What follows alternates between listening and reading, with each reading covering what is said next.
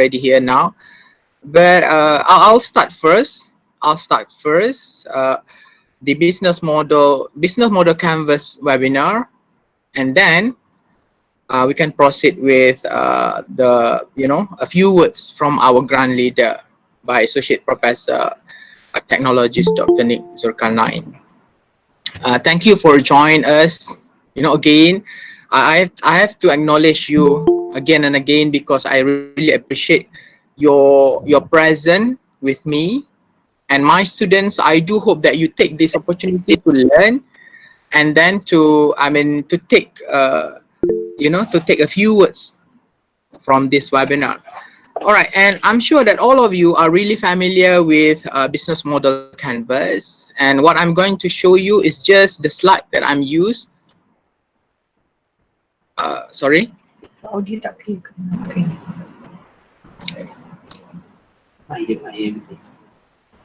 Saja. Huh? Cuba.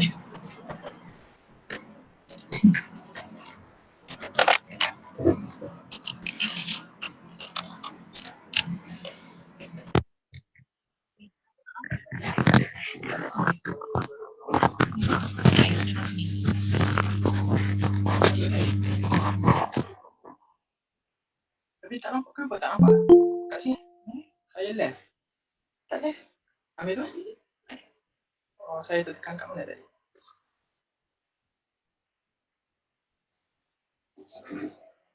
Apa tak nampak?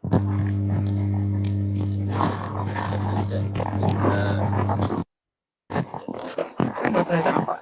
Saya cakap.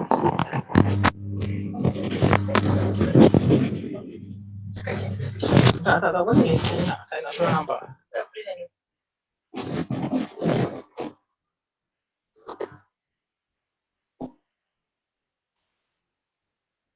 Alright, sorry again for the interruption just now. The team members would love to put me some devices to make sure that the voice is clearer than before. All right, so what I'm going to show you is just the normal business model canvas that I used to share with my students. But interestingly, it's not the slide that's important actually, but through my readings, I've been developed a few other things that I think are very important for me to share with all of you. All right, so this is the program that we are going to develop, and we are conduct a grant on it, which is Certified Social Entrepreneurial Innovator Program. And some of the students, some of the participants for this grant will learn and will submit the BMC Business Model Canvas at the end of the week after listening to my webinar today. All right, so this just the overview. I'll just go through very quickly, but I will focus on what I'm going to say later on actually. Overview of business model canvas. First of all, is on very quickly, but I will focus value propositions. What is a business model canvas BMC? The building blocks of BMC. All of you, I'm pretty sure that you know there are 9 building blocks of BMC. Ada 9 semua sekali. Start with customer segments, value propositions, customer relationship, channels, and those are actually grouped under desirability. There are something that you should know. Those group are desirability ataupun keinginan. Alright, so we need to understand the desirability, keinginan among our customer side. And then we do have another blocks, which is key resources, key activities, and key partners, which group under feasibility. Feasibility kalau dalam bahasa Melayu adalah keboleh-laksanaan. So macam mana kita nak melaksanakan idea kita yang kita draw dalam kita punya BMC ni, that is being detailed out in key resources, key activities, and key partners, which group under feasibility ataupun keboleh-laksanaan. And the last 2 blocks, which is cost structure and revenue stream, will be fall under the viability group. Viability group. Viability group dalam bahasa Melayu, viable. Viable ni, you know, how those things are, you know, can sustain actually, can viable. All right. Okay, so I'll just go straight. All right, the business model. Um, okay, a business model describe the rationale of how organization creates, delivers, and capture value. So before we end up having a business model, actually, we put all the ideas, all of our thinking, our thoughts inside a piece of paper that comprise of that 9 blocks into what we call business model canvas before we reach to a business model. Okay, this is the business model, but this is not what we are going to discuss today actually. This is the one that we are going to discuss more today, which is the business model canvas or BMC. So what is BMC? I'm sure that all of you heard a lot about BMC and all of you use BMC, and maybe some of you misunderstood on the you know, the building blocks, what does supposed to mean. Okay, so as all of you know, BMC, okay, BMC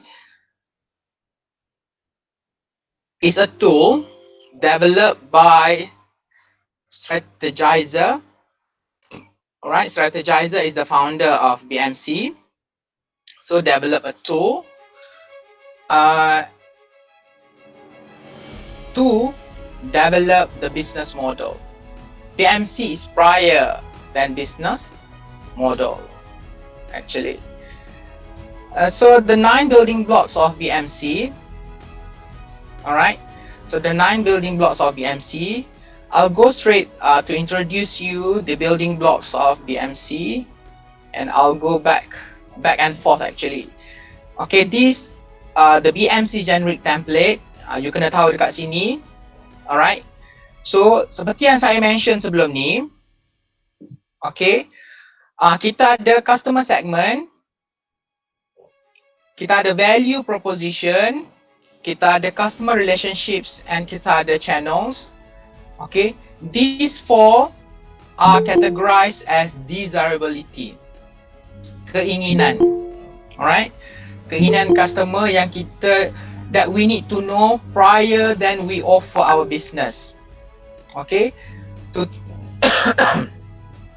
to translate, to understand, to translate, and then to able to know their motives, their rationale, our actually competitive advantage. All right. Okay. Another building blocks, as I do mention before, is feasibility. Is comprised of key resources, key activities, and key partners. Okay, ini adalah feasibility, kebolehklaksanaan. Maknanya adakah kita mampu melaksanakan bisnes kita berpandukan key partners kita, berpandukan key activities ataupun berpandukan resources yang kita ada. Okay, to meet with the desirability. Okay, so the things that make our business viable or able to be conducted. Alright, viable is able to be conducted, mampu untuk kita laksanakan adalah you know, the last 2 building blocks here yang menampung semua sekali ni, which is cost structure and as well as the revenue streams. So the objective, alright, so the objective of our today's webinar, the first one is an introduction to business model canvas, which I will introduce to you one by one after these. The second part is the steps in filling the business model canvas. Ada caranya untuk kita memasukkan untuk kita masukkan value satu persatu dalam business model canvas. And then since our project is on social innovation, I would love to add another part, which is sustainable development goals on social innovation. Okay, they have 17 elements of sustainable development goals that covered under the social innovation. And for those participants for our projects for this grant, you are required to conduct an assignment which to submit the business model canvas of your idea to the to the respected person. All right. So I hope that all of you are ready. Okay, all of you are ready. Uh, Let me straight away focus. Okay. All right.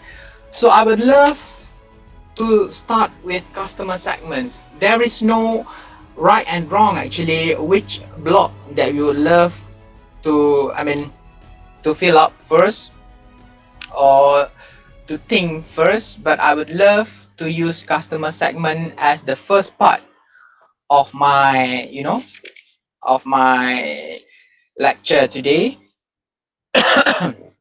So for customer segments, you need to understand what does it mean by a customer. All right, a customer is actually the one who make decision and pay us the money. So those are the customers. All right, and then we have another two types that similar to customer but not the same. Okay, another part is an end user. End user adalah those who are experiencing our product or service. Okay, and then beside end user ada satu lagi yang similar to customer but not the same, which is a beneficiary. A beneficiary is the person or group who are better off because of our product or service, yang menerima manfaat ataupun yang menerima kemudahan daripada servis kita. So for our businesses, this might be all the same person or it could be three different people. All right. Okay. So before you fill up the customer segments, there are 4 questions that you should aware of. All right. There are 4 questions that you should aware of.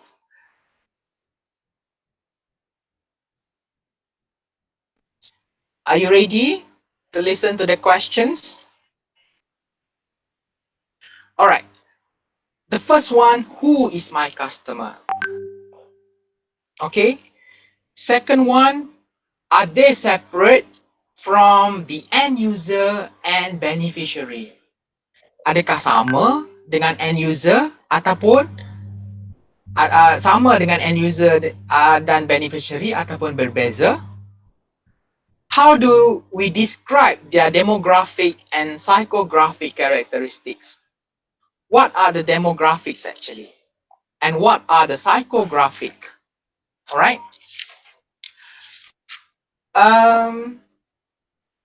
There are differences between demographic and psychographic. Demographic is more on uh, their their height, their weight, maybe their age.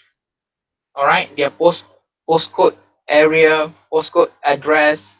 All right, but the psychographic is more on their preferences, their political view. Those are the differences. Okay.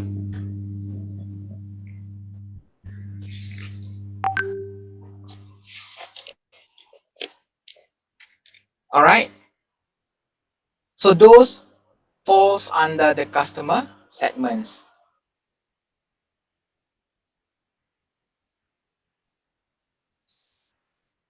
All right. Okay. For example, two identical twins can buy the same product for different reason and can be two different customer segments. All right. So for this reason, it is useful to create customer personas. For examples of your typical customer that are based on real people. All right. So this make it easier to humanize them, to walk into their shoes and think about their motivations. Okay. You need to understand that uh, for every customers, why they like our product because of what motivates them to use our product or services. Okay. I might repeat these statements, but I would like to use it now. Uh, there are different people, at the cafe. If there are 5 people visit a cafe at the same time, there might be different reasons. There might be five different reasons. Some for person A, maybe because of they would like to have a coffee to get caffeine. For the second reason, maybe just for them to socialize. The third reason, maybe a traveler who just would love to use the toilets or the you know kemudahan yang ada dekat cafe tersebut. And there can be two another specific reasons. All right. So for customer segments, you need to detail out who will be your customer segment, who is your customer, who is your end user, who is your beneficiary. It can be the same person, it can be the different persons. All right. So that is the block number 1. And block number 2, value propositions. All right. Value proposition is the hardest, the most misunderstood elements of the business model canvas. Paling susah value propositions. All right. Okay. So what is value propositions actually? And I'm sure the definitions, the meanings of value proposition, you can just Google, banyak dekat mana-mana pun. But what is value proposition? Alright. Kalau nak kira, for value proposition ni, the founder of Strategizer wrote a second book purposely on this topic, value proposition design. So kalau kita nak detail out on value proposition, we can take a lot of time. Alright. Because for value proposition, it's hard due to we need to explore customer hidden yet powerful motives. Alright.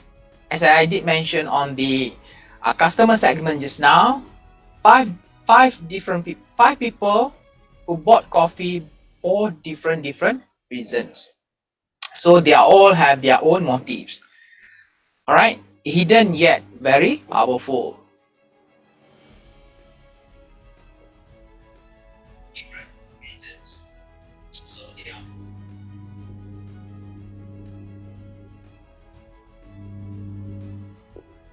There is often a good reason and real reason behind every decisions.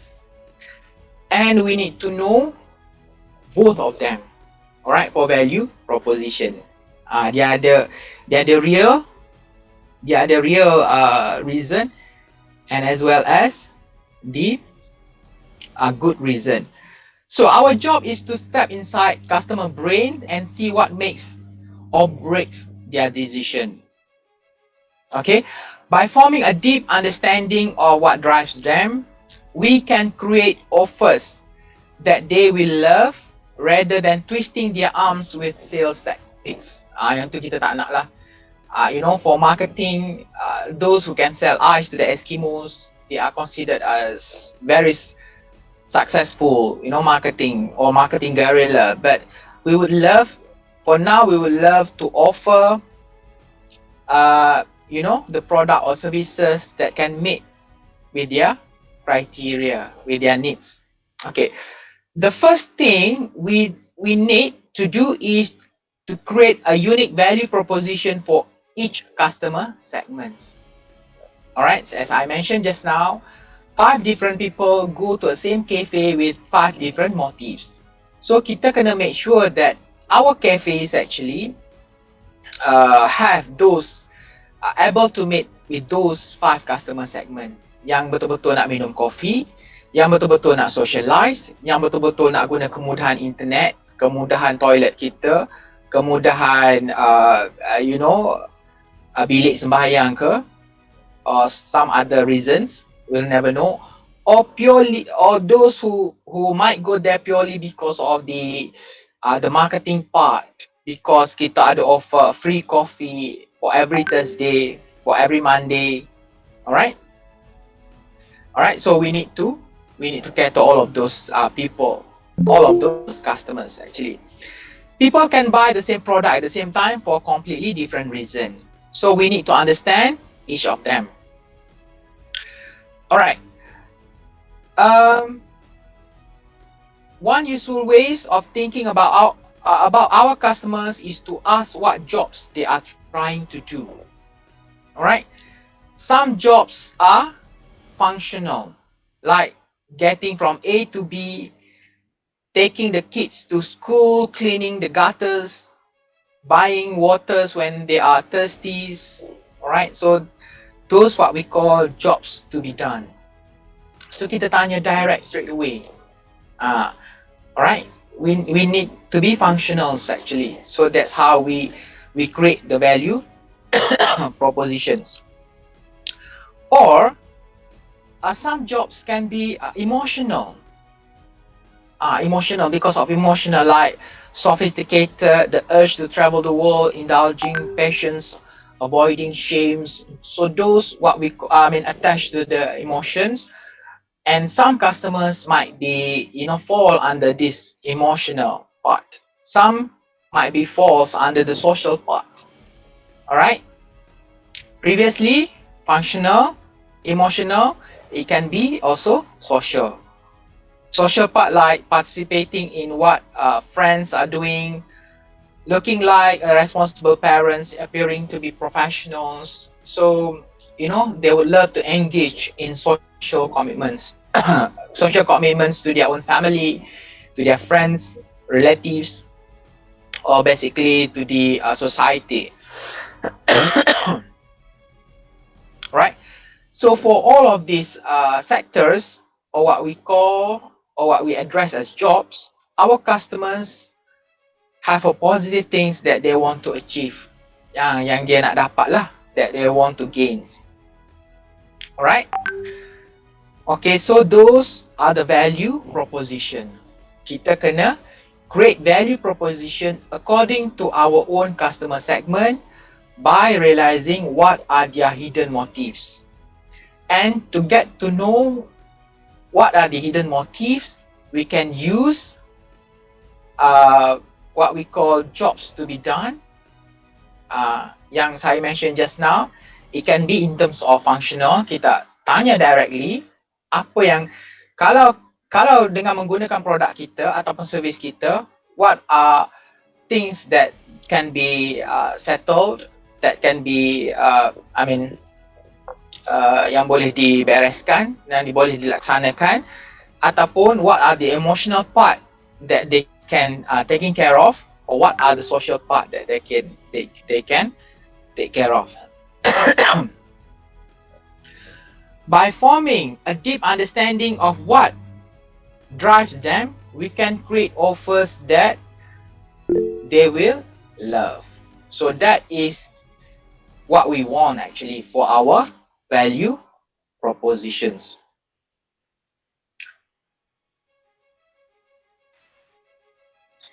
Okay, next.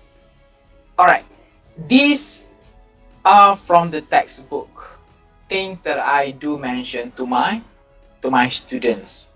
Okay, but I think the explanations that I've given to you is better than the textbook, which is too lengthy and too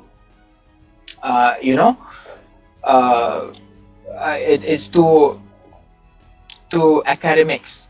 All right. So the importance of value proposition, creating a value proposition is part of business strategy. All right. The first block, we know our customers. Second, we need to know what is their motives or hidden agenda. Bila mereka boleh beli atau menggunakan produk ataupun services kita tu. Alright, so it is part of business strategy.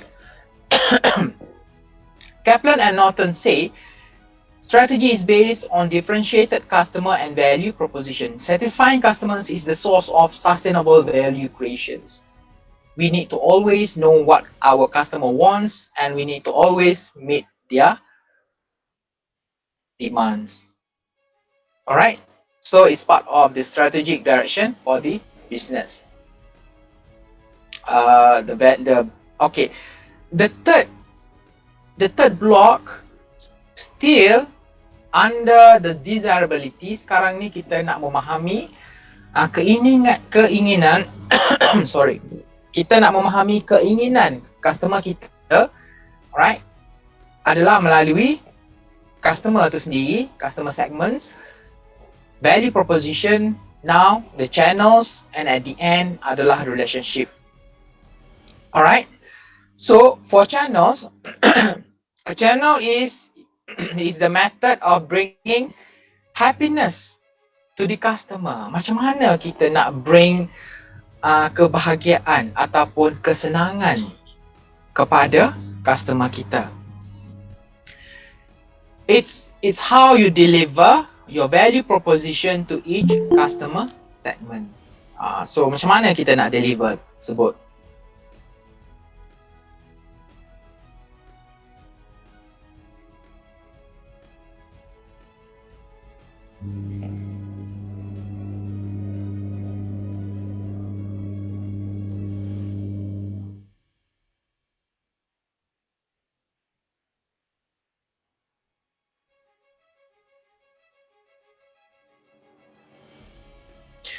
Alright, actually there are two types of channel to consider for your business. Ada dua channel. Channel dalam bahasa Melayu saluran, ya.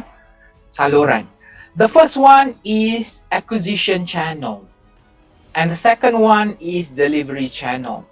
Acquisition channel is how you first encounter and entice your customer. Macam mana kita nak approach, nak menarik customer kita in the first place.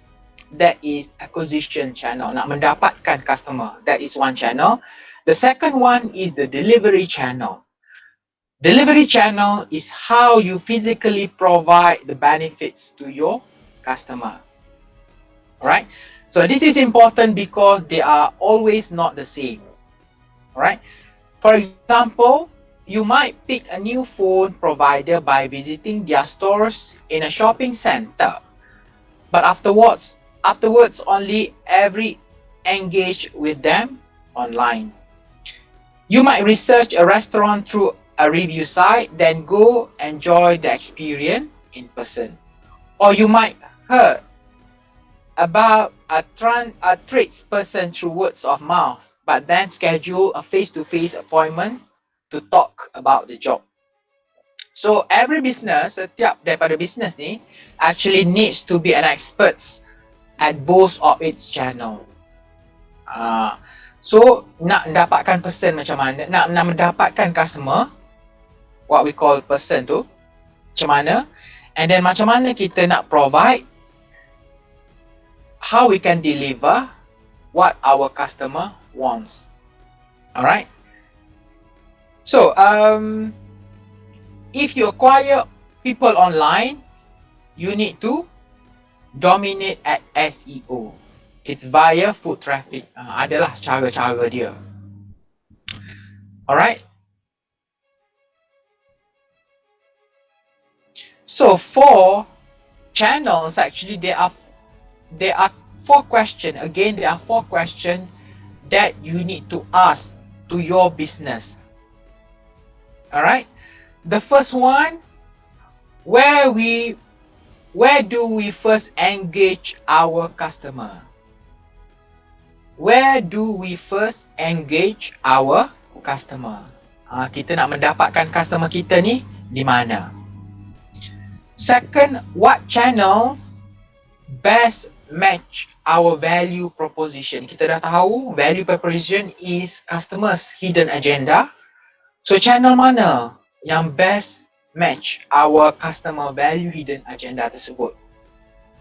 Are we expert at our chosen channel? Sometimes we are not expert. All right, we're not expert at all. But later on, we see the other they have interrelated with another building blocks, key person, key activities. Mungkin those people yang expert in selecting the channel, so mereka yang akan buat kerja tu untuk kita. I need to mention that as an entrepreneur, as a businessman, we cannot do works everything all by our own. Ada orang yang kita kena bergantung harap juga. It's all about team effort. Okay, even though we considered as entrepreneur who did everything by themselves, but still there are a few other peoples, a few other parties behind them who need to assist them in so many ways. All right. And the last one is what creative alternatives could suit our customers. Because of the different background of customers ni, we need to be very creative how to get them actually. So for youngsters, for youngsters, for hipsters, we need to understand them for able to provide our product and our services. The world now is moving fast, and with the current the current situation that we face right now, we need to be very creative. We need to be more creative than before. The world keep on going, the time keep on going, so we cannot just stop because of the pandemic. All right. So after the channels, then we go to the customer relationship. Right. Okay. Customer relationship. What relationship are you establishing with each segment? Personal, automated, acquisitive, or retentive. Ini adalah the term inside the textbook. Alright. However, I would love to mention that not every business engage with its customers in the same ways. Cara kita engage dengan customer kita adalah berbeza-beza. You know, some build a loyal following, whereas others are temporary and transactional. Adakah kita ni betul-betul loyal? Kalau kita nak beli barang elektrik, mana kita kena pergi kedai Bang Wat saja. You know, Bang Wat ni one of the old electrical punya company dekat Kota Baru. So if you they have their own customer loyalty. Sebab dia punya owner tu kalau you pergi, dia betul-betul treat you well. They really taking care of you from the moment you step in until you go out, so you feel special. So mahal ke murah ke doesn't matter, but because of the loyal, you went to visit Bang Wat if you need any electrical or electronic punya appliance. Alright. It's just temporary and transactional. You can just go to visit any of the electrical shop Kota Baru, beli, bawa balik, cash and carry. Alright. Some sales require an appointment or face-to-face conversation. Alright. So what sales of this kind actually, of this kind of business? Normally macam insurance, that you need to get trusted. Tak boleh conducted melalui online atau melalui telefon. You need to go and see your customers face to face and get trust from them. Alright?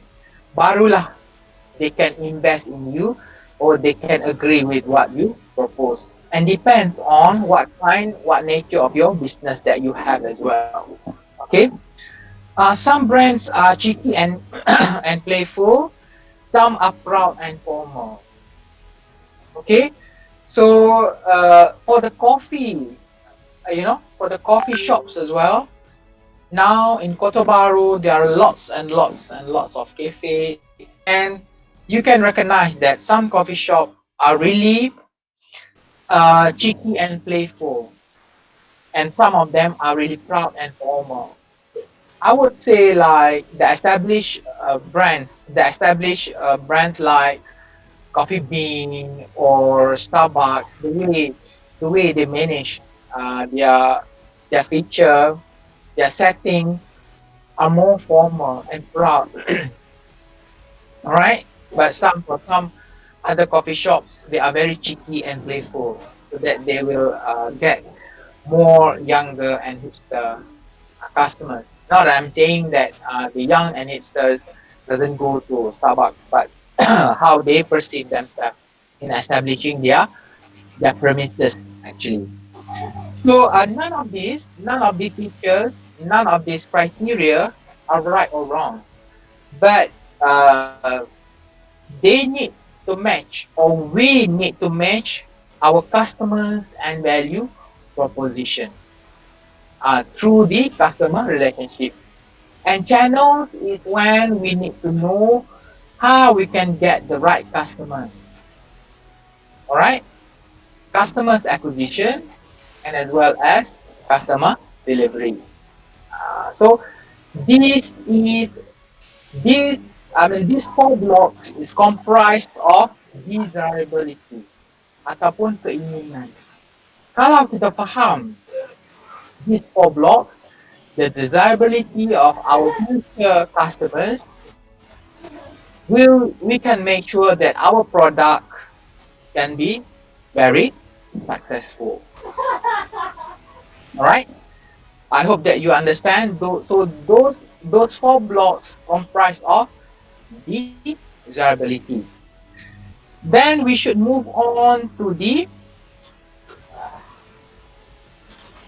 next block, the fifth block. Okay, the fifth block under feasibility. Feasibility adalah kebolehlaksanaan. Kita dah faham dah. Kita dah faham produk kita dah faham servis kita, and we get the competitive advantage. Kita tahu macam mana nak tackle the customers, channel apa, what kind of relationship yang kita nak guna, what kind of the value that we would like to propose to them, the value proposition tadi. Okay, and now kita nak tengok bahawa adakah kita mampu untuk melaksanakan kebolehlaksanaan. The first part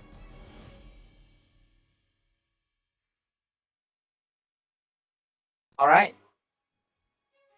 Okay, the first part of feasibility is key resources. Okay?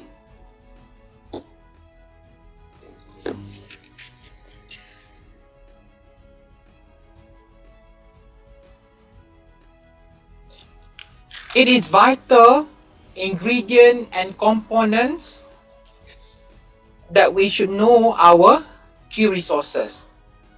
So by listing them, all of them here, we can find ways to protect our key resources, backing them up, and as well as ensure our business longevity. So apakah sebenarnya key resources tersebut?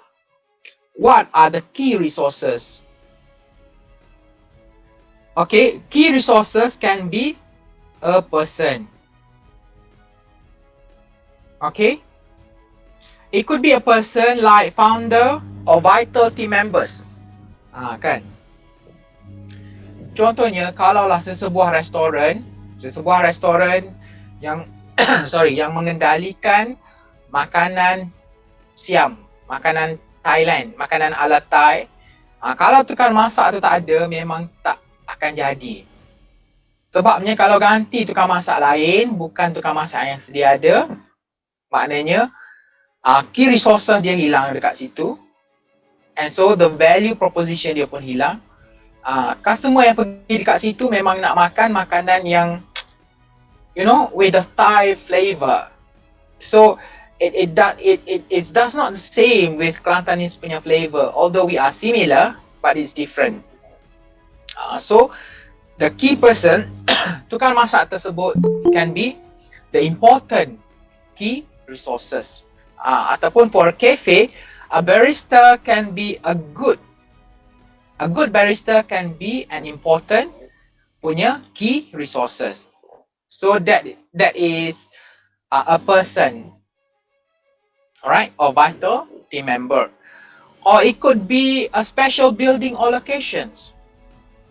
Sesetengah tempat tu memang orang kata penting lah. Alright, memang orang kata, you know, that is the secret why the business is successful. For example, you know, if you remember, used to be dekat Pengkalan Cepa, around our campus bendahara tu, ada gerai char kway teow. So this gerai char kway teow is really famous that you know, people come and flock every evening. Tapi apabila tiba-tiba gerai tersebut berpindah ke dalam sebuah restoran, tak jauh, hanya a few meters away sahaja. Sebelum ni dia buat gerai dia tu atas jalan raya, tepi longkang. Tapi orang ramai. Apabila dia pindah masuk ke dalam restoran, tiba-tiba nobody goes, you know, tiba-tiba tak ada orang. It's not as famous as before. Why? Because the location itself play an important role.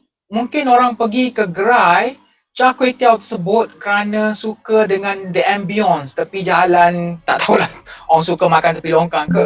But you know, open area tepi jalan, you can see other people moving around. Maybe that is because of the location. So apabila dia masuk ke dalam sebuah restoran yang dia sewa rumah gudang depan kedai dia tu, tak ada orang. Nobody goes as much as before.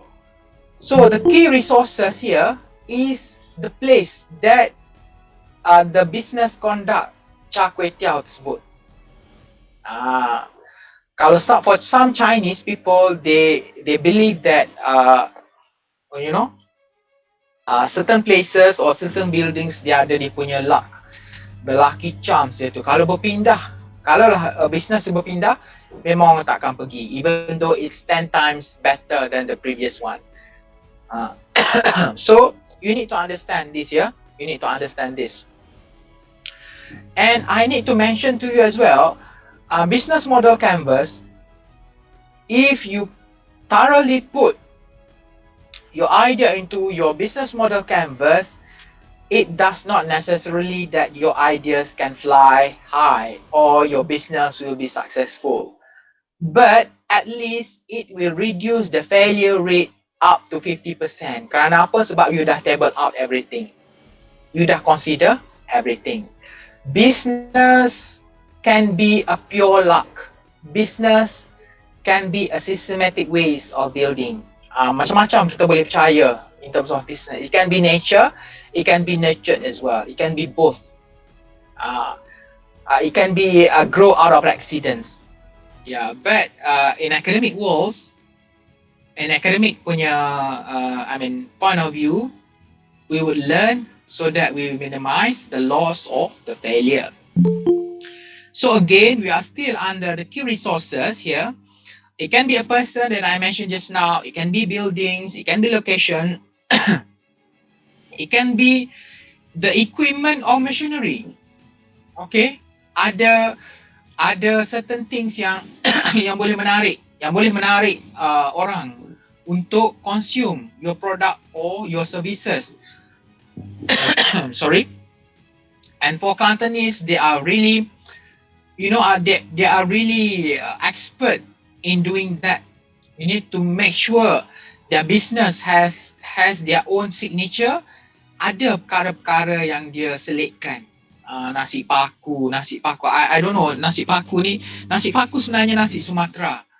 Tapi the way they fold the rice, and then dia selitkan paku supaya benda tu lasting ke apa, boleh tertutup ke, instead of using the rubber. So it become the signature. And it is part of key resources. I believe that way as well. Okay. It can be your intellectual property.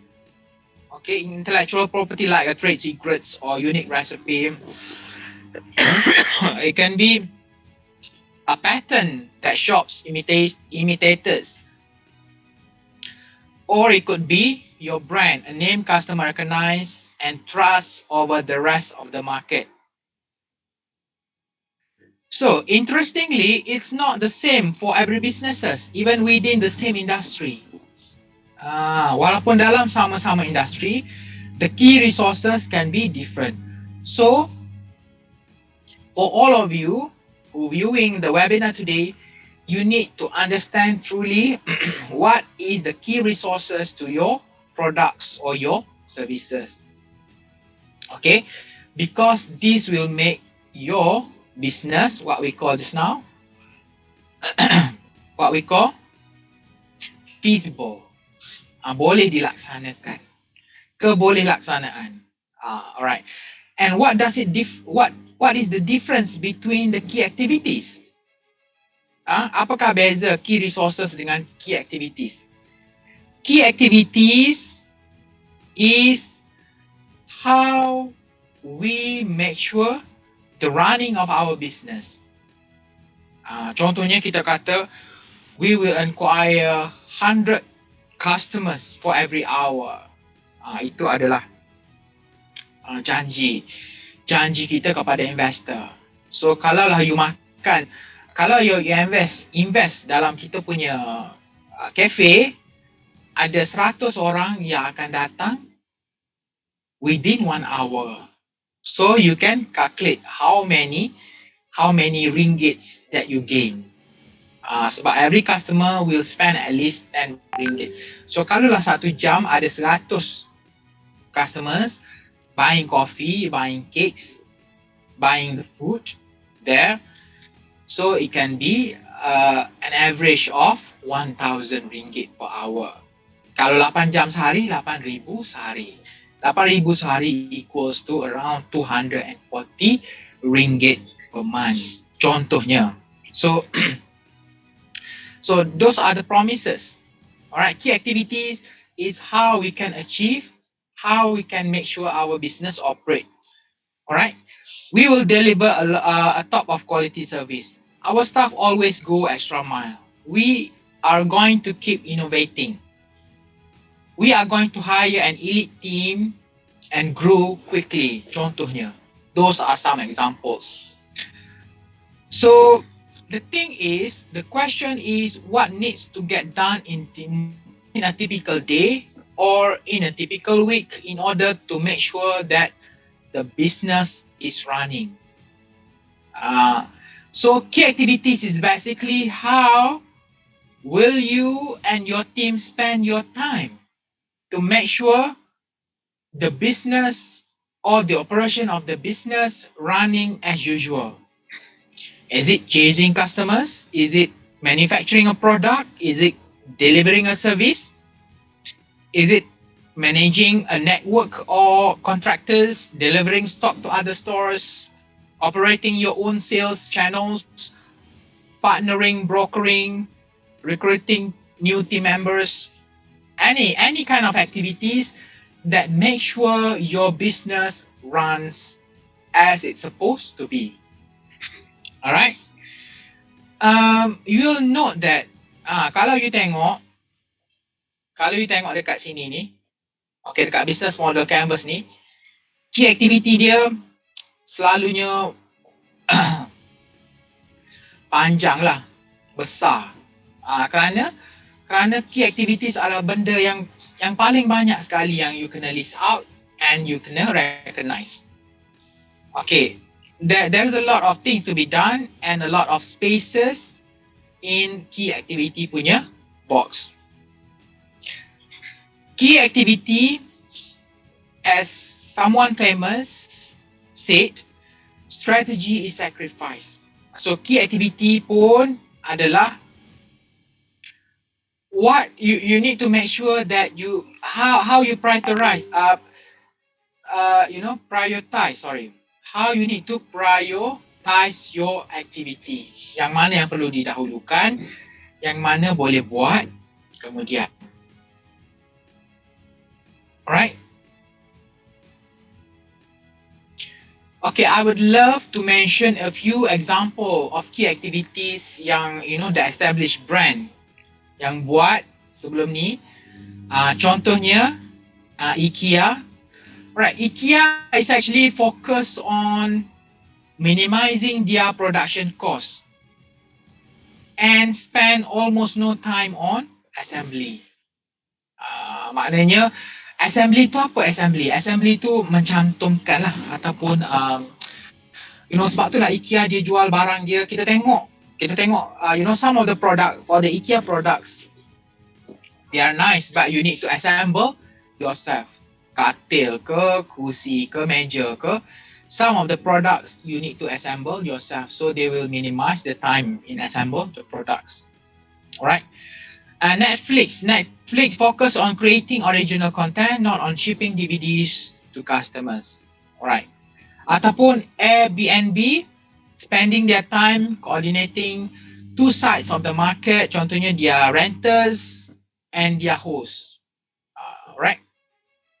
So those are the activity. So you need to understand what are the activity.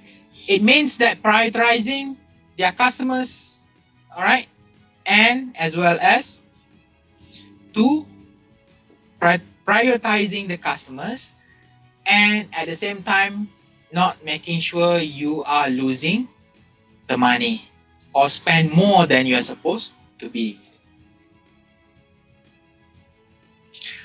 Alright, untuk key activities, there are some questions that you can ask as well. Okay, pertama sekali, which activities are most important? Banyak-banyak aktiviti tu, aktiviti apa yang paling penting sekali untuk business you? Untuk operation. For your business operation, what are the key activity yang penting?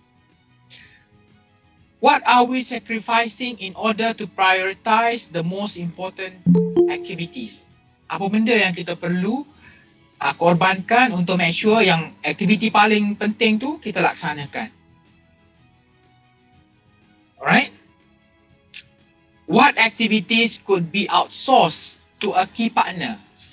As I did mention before, in terms of channels ke tak dia? Yeah, in terms of channels, kalaulah kita tak boleh recognize or we cannot find our customers, there might be an agent. Sebab itulah ada dropship, there are so many istilah sekarang, kan? So, it could be, it could be part of the activities that can be conducted by our key partners, our dropship agent semua tu. Okay? And then what activities could we move in-house? Aktiviti ni ada yang kita boleh buat dalaman, ada yang kita perlu buat dekat kilang, or it can be varies according to your business. Alright?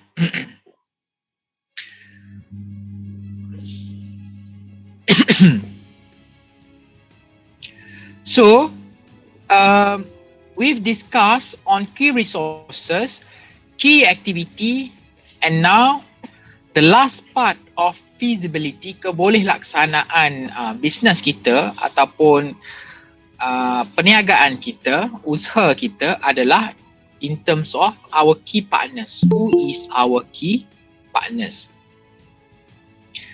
Alright, the business has some friends, group who take some weight off your shoulders. Those the definition of key partners.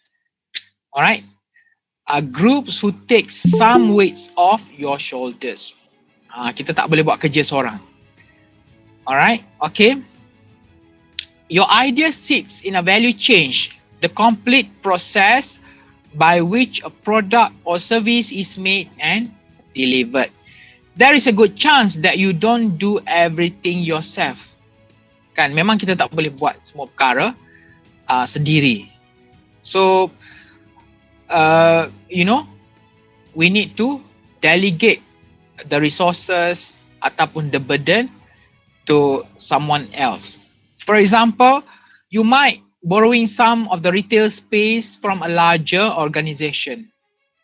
or you are stocking your product in other people's stores. So key partner kita, kalaulah contohnya, alright, when giving examples for key partners, you know Dunkin' Donuts nowadays, they use the petrol station as part of their retail outlets. Maknanya key partners dia, it can be Petronas, it can be some other big malls. Tapi because of, you know, if you are on the go, it's easier for you to grab the donuts and then drive away with it. Or perhaps you have people who refer you a lot of customers, or have an advertising platform that help people discover your business. Maknanya, you know, it's very important for you to recognize the desirability of your customer. That is that 4 blocks, that 4 important blocks. You kena faham dulu your product and services, and how you can make a good offer to your customers, to your clients. So the second feature of business model canvas, alright, which comprise of key activity, key resources and key partners, is macam mana kita nak melaksanakan to complement the desirability blocks tersebut. Alright, so for key partners, senang saja kita kena list down whoever yang terlibat.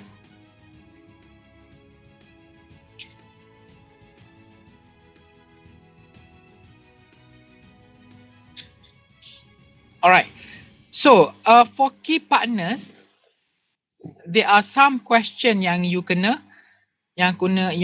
tahu juga. Alright, that you can ask in order to identify and in order to recognize your partners. Contohnya, what business are you in? Anda semua sedang menjalankan bisnes dalam bidang apa? What business are we in? Are you in? Who has a specialty that we can leverage? Yang kita boleh leverage dalam bahasa Melayu adalah you know, yang kita boleh bergantung harap, ataupun yang kita boleh you know, get assistance with. Okay, what partnerships would be valuable in the future?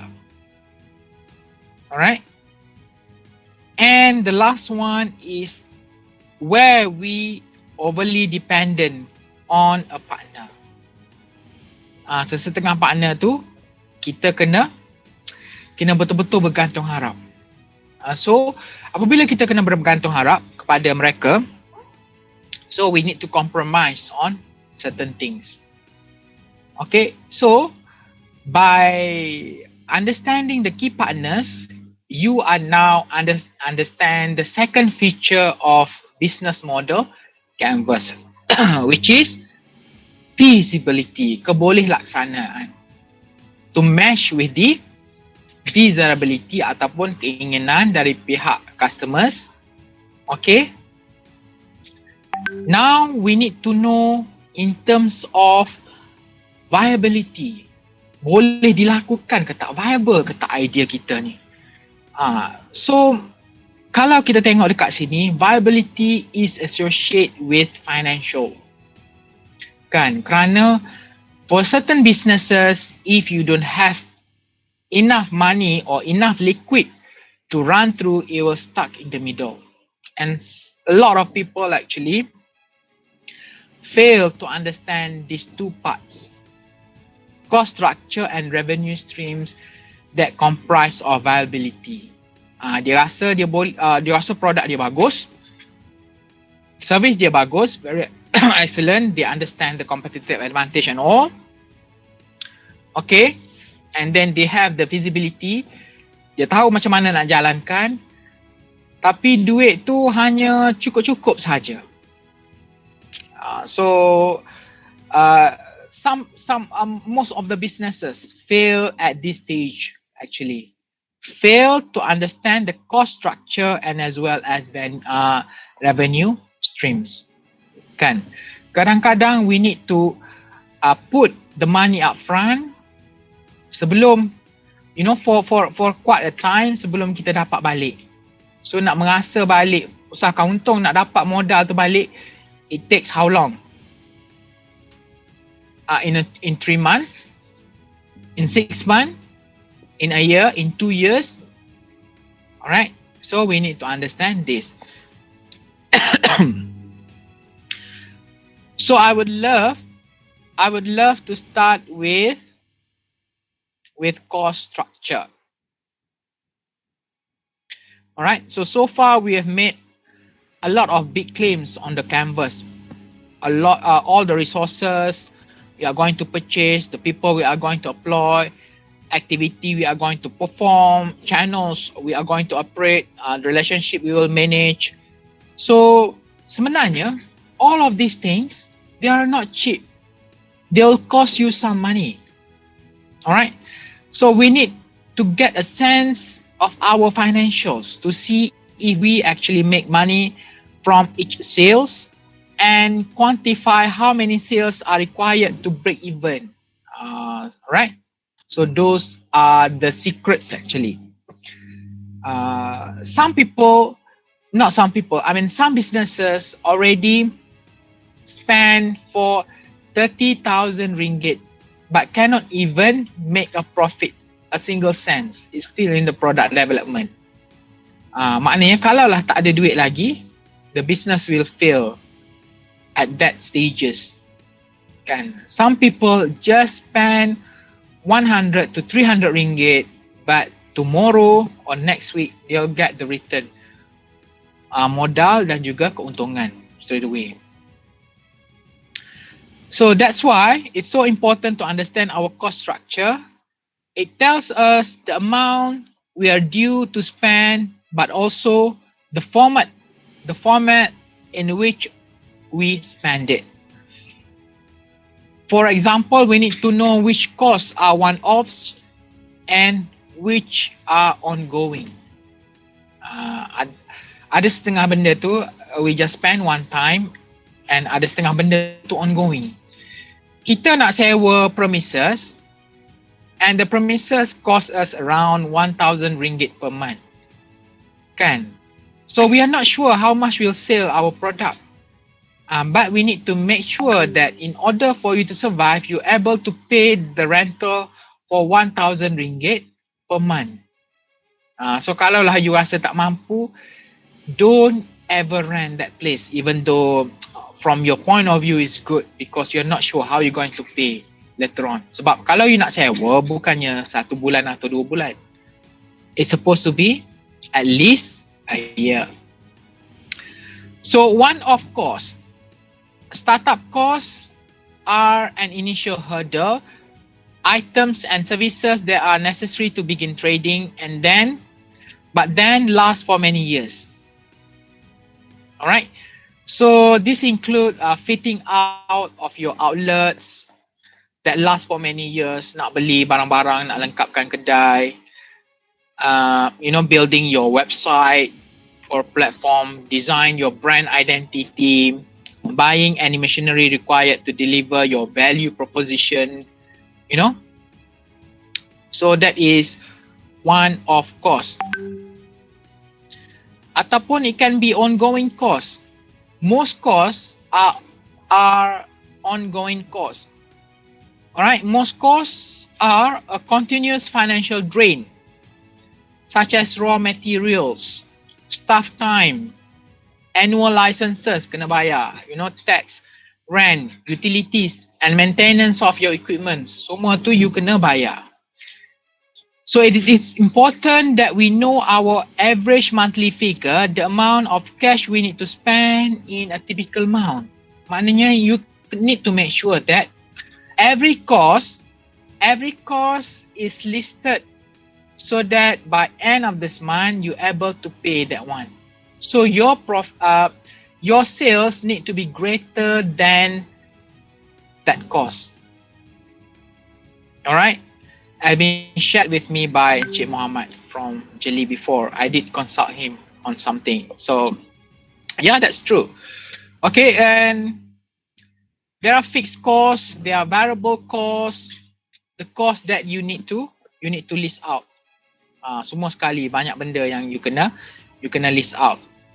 Alright. But then there are two principle, ada dua principle that you need to understand. The first one, fixed costs. Fixed costs are generally more economical than variable costs. Alright. Second, variable costs reduce your break-even point. Okay. Alright. So, what are the questions that you need to ask for your business, for the cost structure? Apakah soalan yang kita perlu tanyakan sebelum kita lengkapkan kita punya cost structure ni? Alright. Okay. The first question, where does our money get spent? Duit kita tu kita spend dekat mana? Alright. So that's why we need, when you are having a business, you need to focus on what money should be spent first rather than later. Mungkin certain ornament, certain pictures that can look good to your cafe might be not necessary, but there are more important stuff that need to be completed. All right, which costs are one-off and which are ongoing? Yang mana one-off cost and yang mana adalah that we need to always spend, monthly ke daily ke, which costs are ongoing costs. Yang tu kita kena tengok tadi that I mentioned. The principle tadi, fixed costs are generally more economical than variable costs. Maknanya kalaulah kita keluarkan sekali fixed cost, even though it's more expensive than variable cost, it's always better, or it is better, on my opinion, compared to the variable cost, because variable cost will always, drain the money. Okay, variable cost will always reduce your break-even point. All right. Which are fixed and which are variable?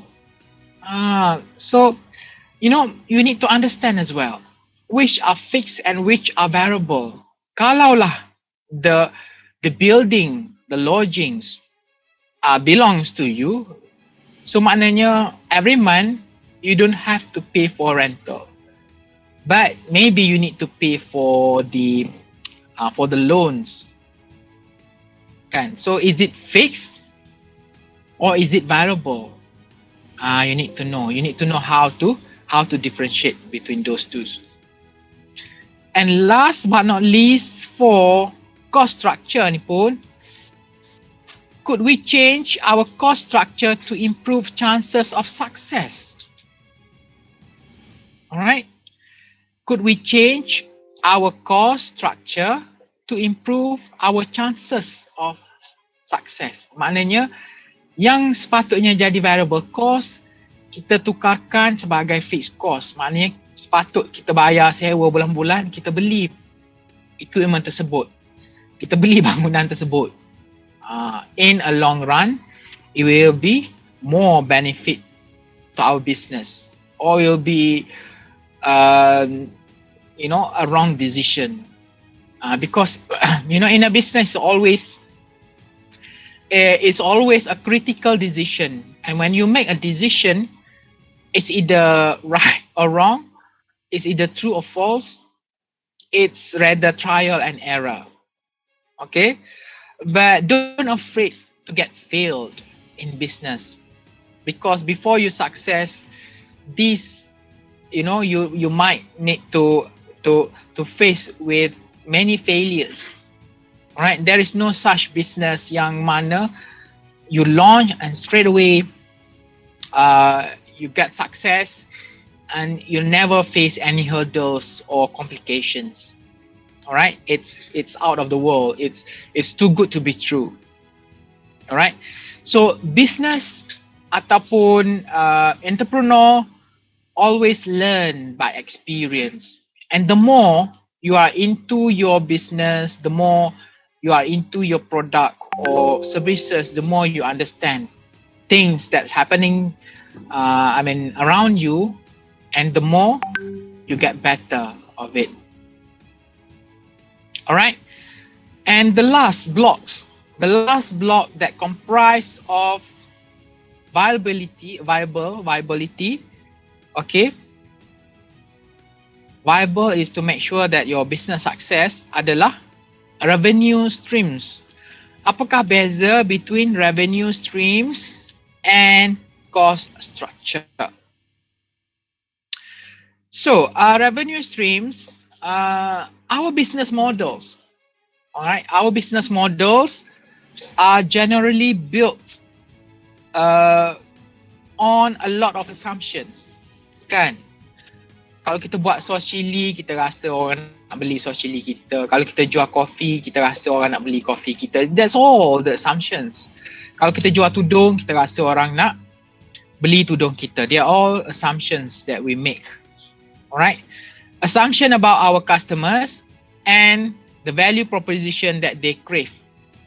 Kan? Kita rasa they want to buy our coffee, our chili sauce, our scarf because of the value proposition that we create. And they crave. Crave tu they, menginginkan lah.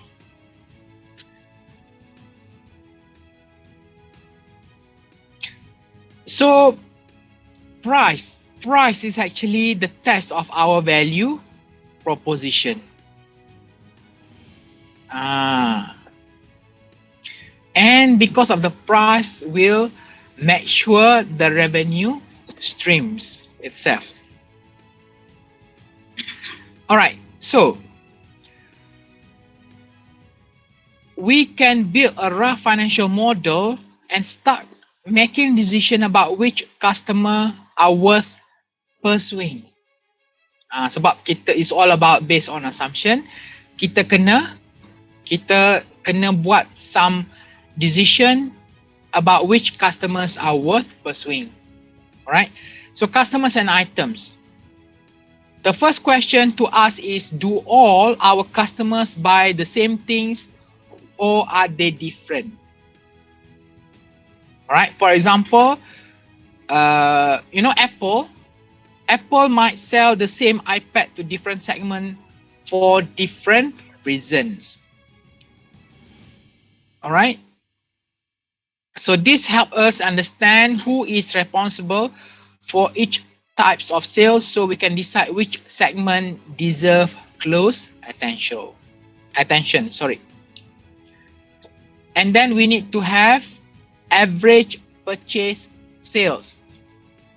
What is average purchase sales? We need to understand how much our customer typically spend in a single transaction. As I do mention before, contohnya macam cafe, kita assume every hour there will be 100% visit our cafe, and one person will spend around 10 ringgit. So maknanya within 1 hour, the revenue streams is 1,000.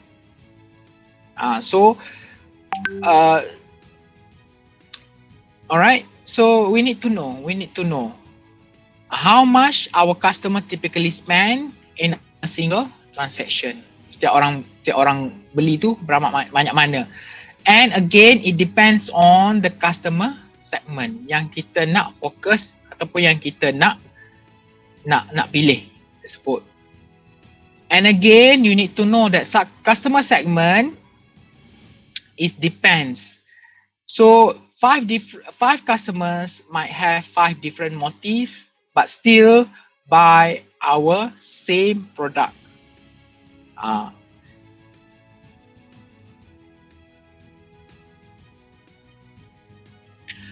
So by revenue stream, you need to understand the number of purchasers, the average purchase size, and you need to design the price. All right, macam mana kita nak design the price?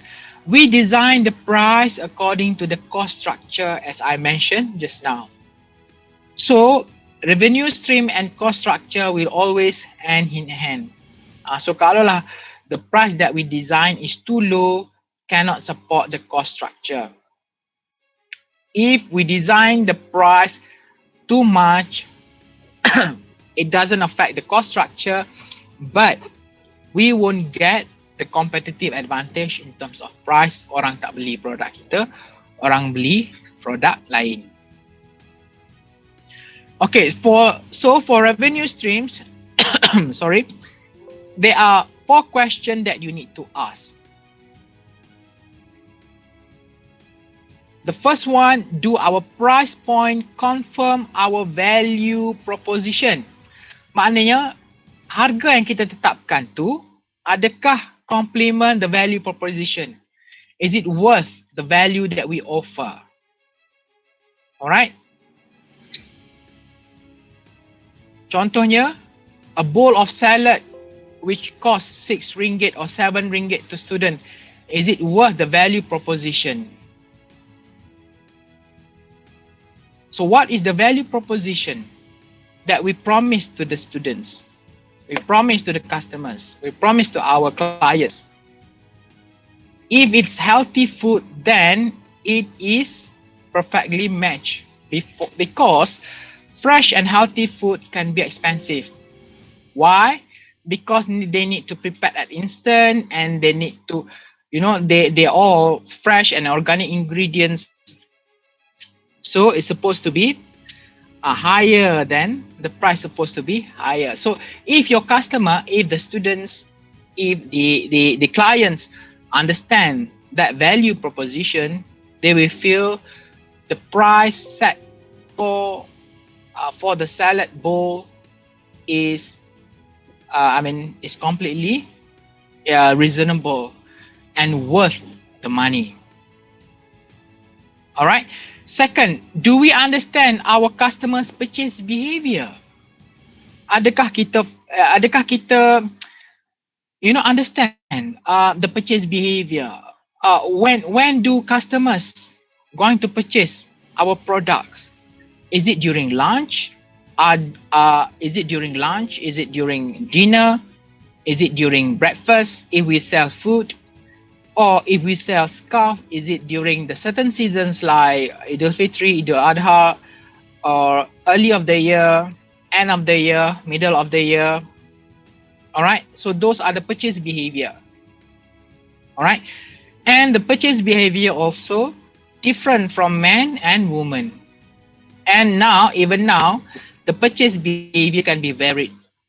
In terms of some would love to buy products online because of fear of the current pandemic, or some still prefer to buy the product, physically by visiting the stores because of they feel like they need to touch, they need to feel the materials, they need to look the right color,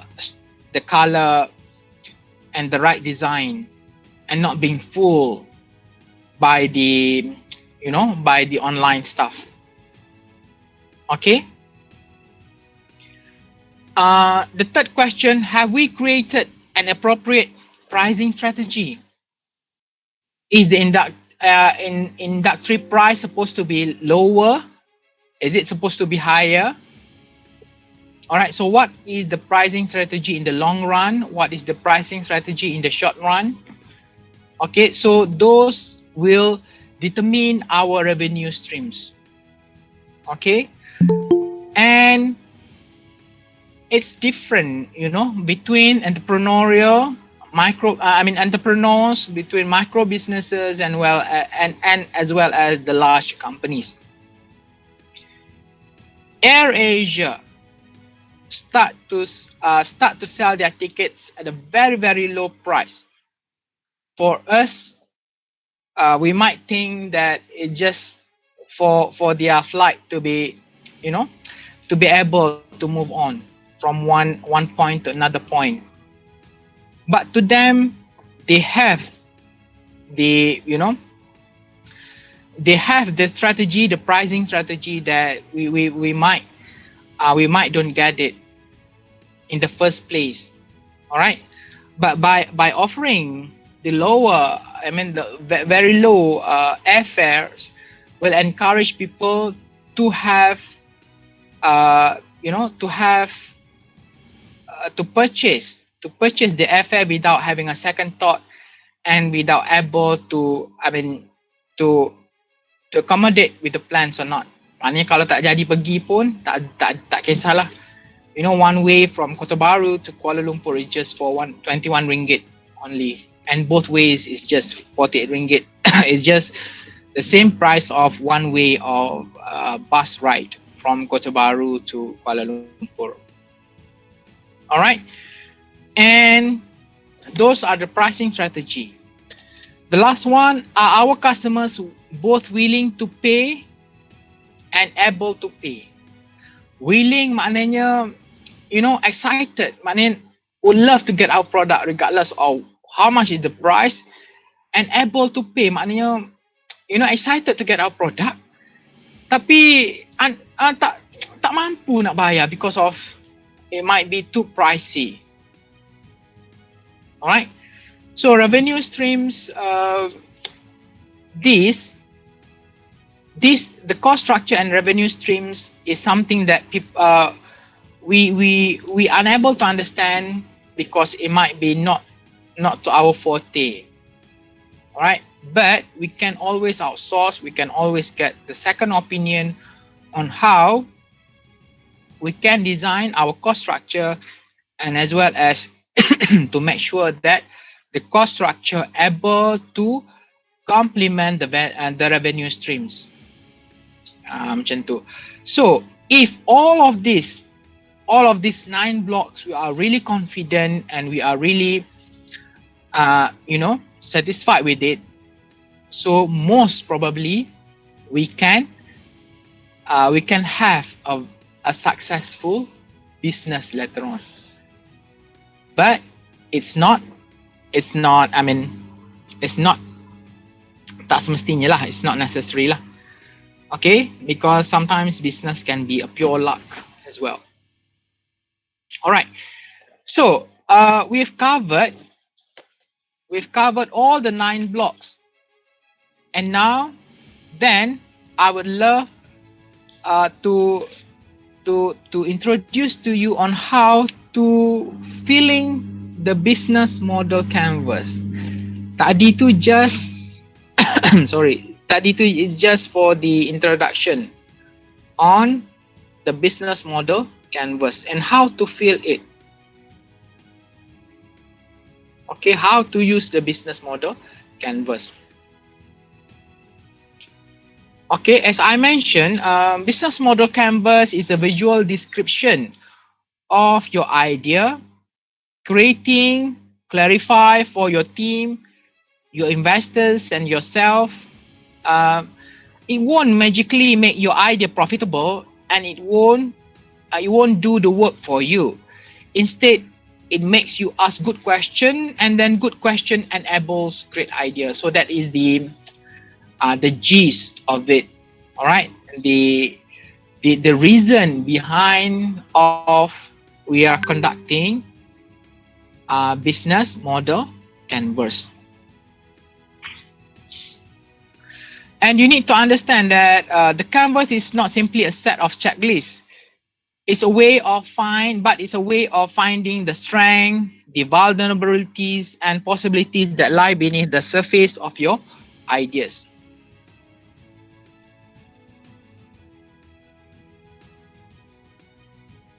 All right, this is the example of refreshing lemonade. The example of Skype. All right, okay, but the thing is we need to make sure that all of those 3 features, I call it features, you know, feasibility, desirability, and viability are linked together.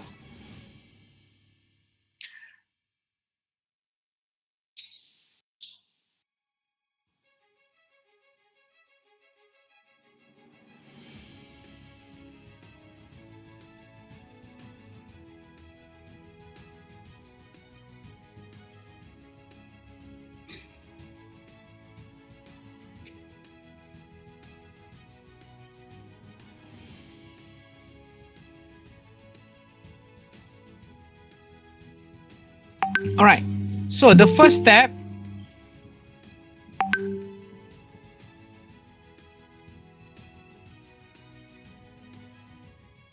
okay, the first step for you to fill up the business model canvas is naming the purpose of the business. We need to name the business. We need to, giving a proper name to the business. Without a clear purpose, how we will know if a business is good or not? So this can be whether you like, such as to earn a positive income from home. The purpose to prevent the destruction of of deforestation ke, ataupun to improve the financial stability of your organization, or to provide stable livelihood for young people, ataupun to improve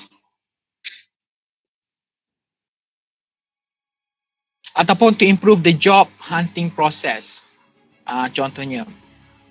So you need to name the purpose of your business. Penting, kena ada purpose, kena ada objective, kena ada drive. What govern your business in the first place. Second, second steps is customer and value propositions. As I mentioned before,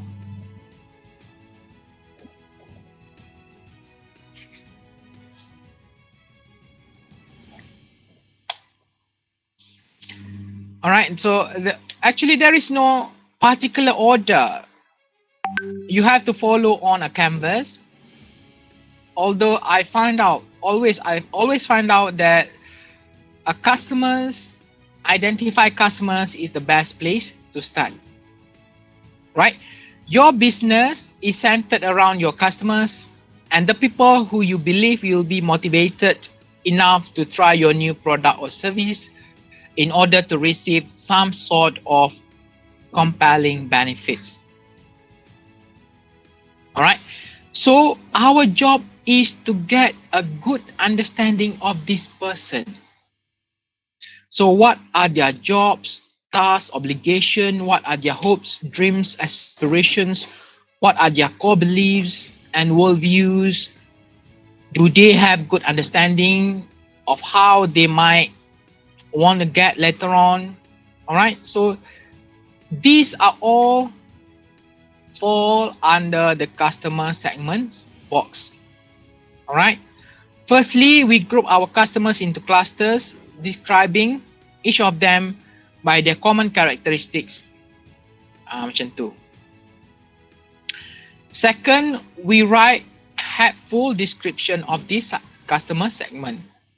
Contohnya, I did mention before already, this is just a summarize. This might be demographics such as age, race, gender, height, income, or postcodes.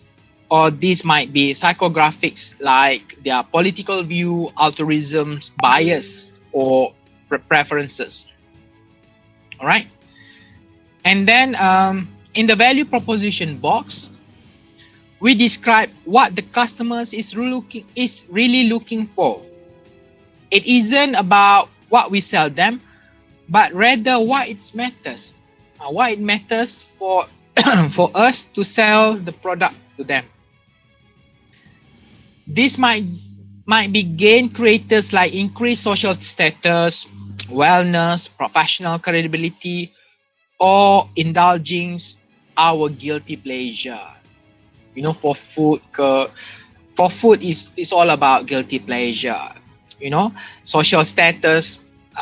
Kalau you jual scarf ke, you jual baju ke, maybe to elevate the social status by having these fancy clothes, things like that, or by consuming some of your product, can be fit or gain more wealth. It's on the wellness side. So it's important to understand how our product or services make their lives better, to the point that customers will happily pay us for this value proposition. Apa yang kita promise to them, that we propose to them, how then they are willing to pay to us. All right. So that is the second step. The third step, channels and customer relationship. Second step apa tadi? What is the second step? As I mentioned to you, second step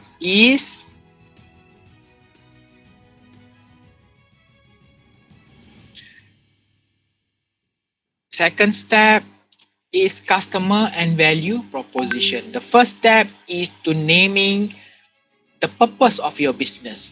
Second step, customers and value proposition. The third step is channels and customer relationship. Now we have a clear picture of who we are serving and how we'll delight them. We get to design three things. How we acquire them. Macam mana kita nak mendapatkan mereka? How we will keep them? How we will keep them? Macam mana kita nak simpan mereka sebagai customer tetap kita ni? And how we interact with them. Macam mana kita nak berkomunikasi dengan mereka? And the channel box actually is our chance to explain how we first encounter our customer as well as how we deliver our value proposition. For example, our business might find customers through Google Ads or Facebook. Then we serve customer through face-to-face.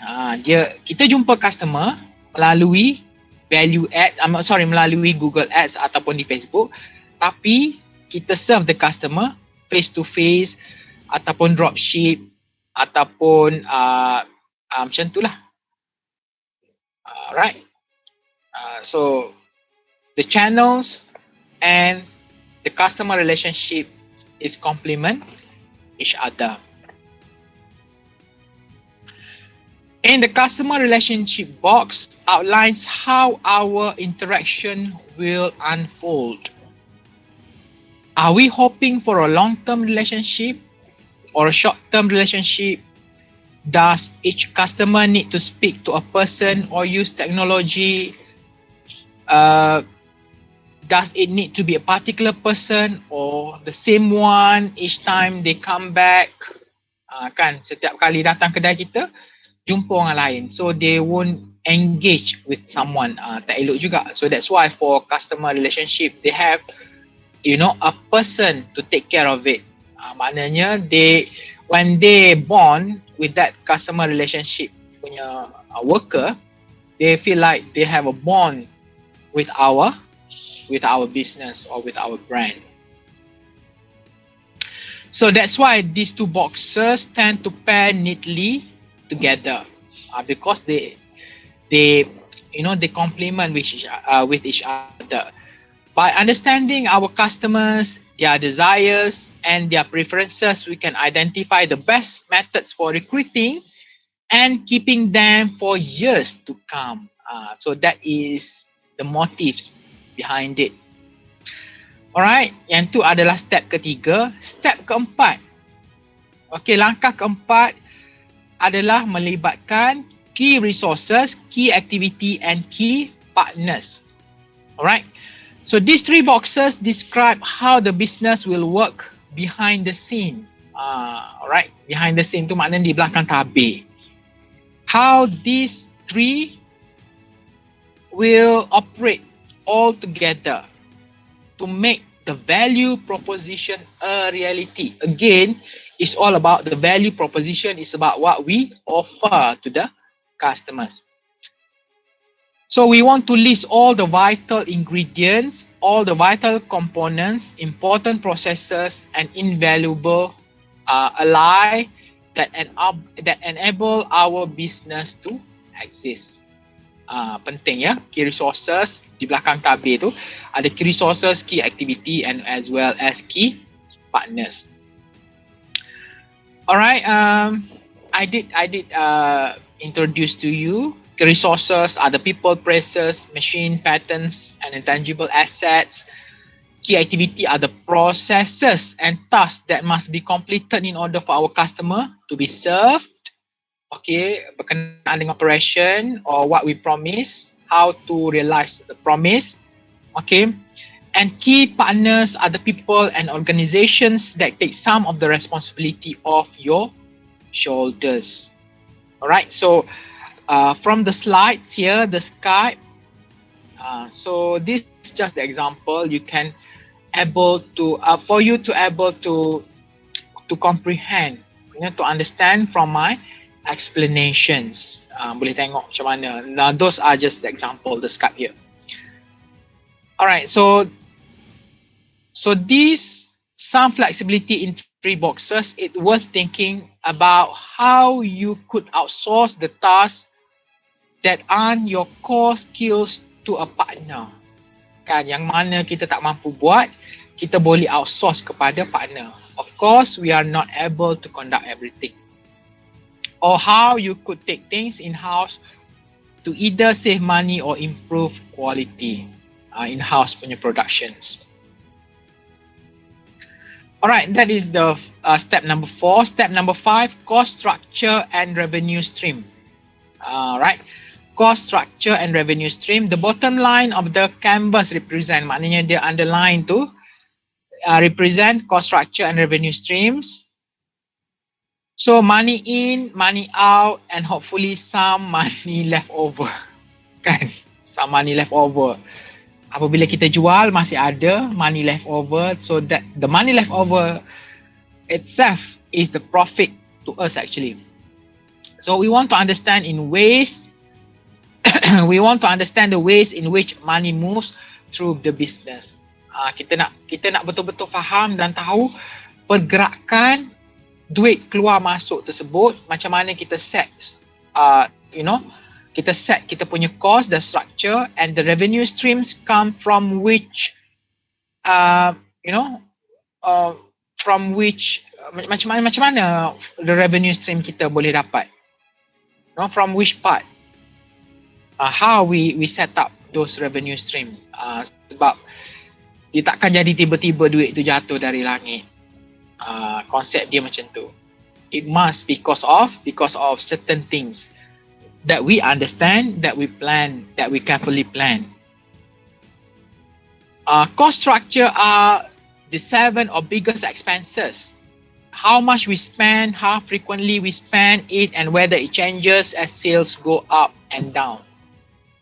It might include rent, wages, raw materials, advertising, fitting out the stores, or paying commissions to other parties. Itu adalah cost kita, cost structure. However, the revenue streams are the prices each type of customer typically pays, as well as how frequently they come back.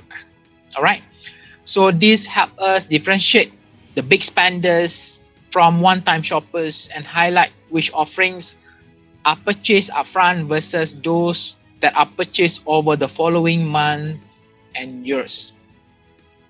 We're talking about different customers, different businesses, and different platforms actually, online ke, physical shopping ke, customer macam mana. So it's all interrelated between each other. Whilst these boxes are actually, it's not a replacement for a proper financial model, at least they will give us the ability to make basic forecast. Yang penting kita ada forecast kita sendiri, such as contribution margin and break-even point. Perlu tahu kita perlu tahu what are the contribution margins and as well as the break-even point. So it will give us a chance to think about our pricing strategy. Clear pricing. Clear pricing can massively increase the profitability of our business, your business. Kalau you tak ada clear pricing ataupun you don't really know how to get to set the price, you need to contact someone yang betul-betul tahu on how to set the price, because if you fail there, you will end up jeopardizing the rest of the businesses. Bahaya dekat situ. Alright. So the step 6, langkah ke-6, linking the boxes and tidying up. You kena link all the boxes need to be linked to each other. Kita bukan yang boleh brainstorm dan tinggal macam tu saja. No. We need to link and we need to tidy up. We need to always make sure each and every boxes complement between each other. So our boxes aren't 9 independent checklists that wouldn't help your idea. Instead, the canvas keep our ideas accountable, supposedly. So if we make a promise somewhere on the right, okay, right, yang kita make promise tu, usability tu, it also need to be listed. It will also need to be listed in one of the boxes on the left, on the feasibility features. So if we make claims about our happy customers, that should shine through in our revenue streams. If we expect to keep personal relationship with each customers, that will become a part of our key activity and as well as cost structure. Betul tak? Kita kata kita kena, we want to make sure the customer relationship, strengthen. Tapi kita tak letak dalam cost structure kita on the cost to make the customer kita happy. Tak ada program pun untuk customer relationship. So it does not balance. Alright. So we need to make sure that between the left side of the boxes and the right side of the boxes, and also supported by the lower boxes, cost structure and revenue stream tu semua complement. Dia ada macam tu. So one way of making sense of the right hand side is to color code. Selalunya you kena color code lah. To color code each customer segments, this highlight which value proposition best delight each customer and which revenue stream that they provide. That one you need to attend my next webinar on customer business. Business model canvas. Because that one is on the detailed part, how to beautify your business model canvas. But the step 7, alright, step 7 is telling the story. Ada business canvas saja, it's not enough, but you need to presenting a full canvas to a new person is not a good idea. Okay, there's too much to take in. Instead, it's best to fill in each box as you explain the idea.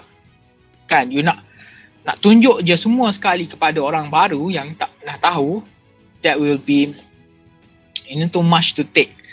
Tapi apabila you fill up the box, one by one, and at the same time present to him or her, the new people, they will more understand of your businesses. Alright, so assumption testing. Step number 8, assumption testing. Just because you wrote something clever on the canvas, it does not make a reality. You kena tahu yang tu. Alright. For this reason, we start by assuming that all of the words on the page are assumptions.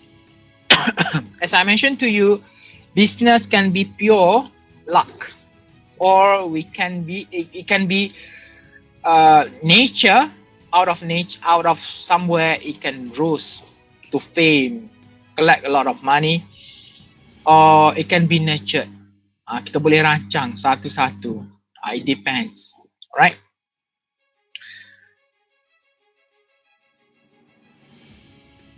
So for this reason, we can start by assuming that all of the words on the page are assumptions, and our next job is to verify them. Verify them adalah untuk memastikan perkara tersebut benar lah. Starting with the most crucial part. What is the most crucial part? To understand our customer segments. Alright. Okay, step 9, design new version. Okay, step 9, design new version. Good idea survives competition. So it's important that we don't fall in love with first idea. Alright? It's very, very important. Kalau you dah betul-betul ada a good business model canvas, it does not necessarily that is the best one. You kena make a new version and compare with the previous punya version. After your testing, you'll start thinking up new adjustments that are worth exploring. There is nothing final in business model canvas. Even though when you start your business, when you need to start to adjust according to the situation. Nobody knows that in 2020 we are going to face the deadly COVID-19 pandemic. So kalau lah you about to start a new business in 2020, of course there is a lot of adjustment that need to be conducted. But that is normal in a business. So after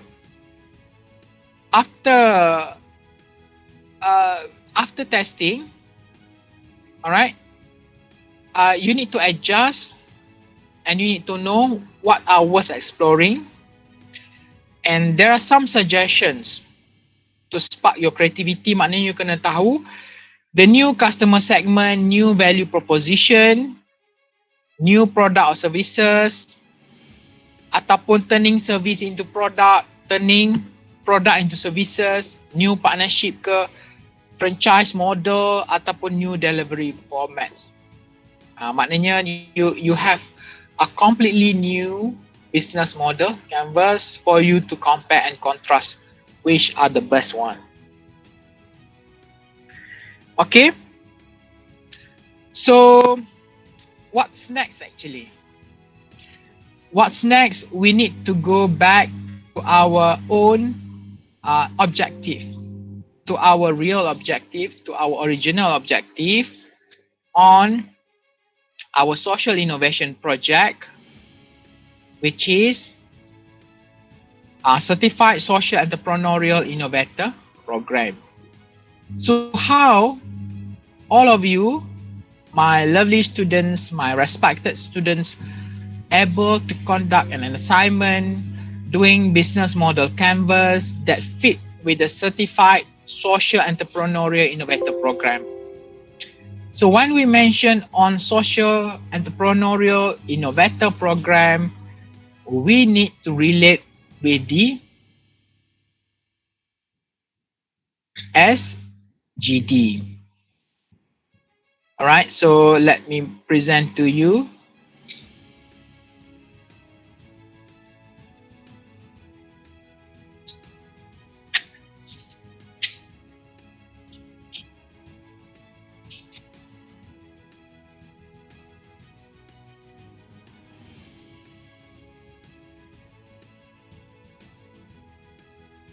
Give a few moments to me to present the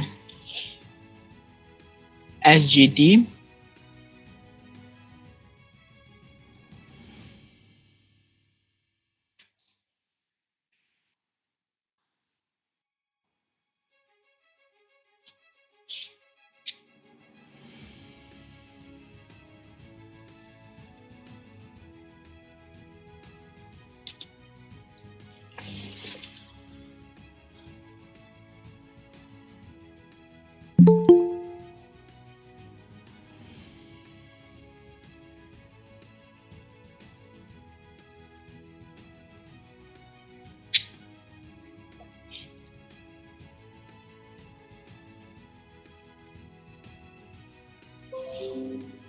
All right, I hope that you able to, able to view the slides. Huh? Boleh tengok slides?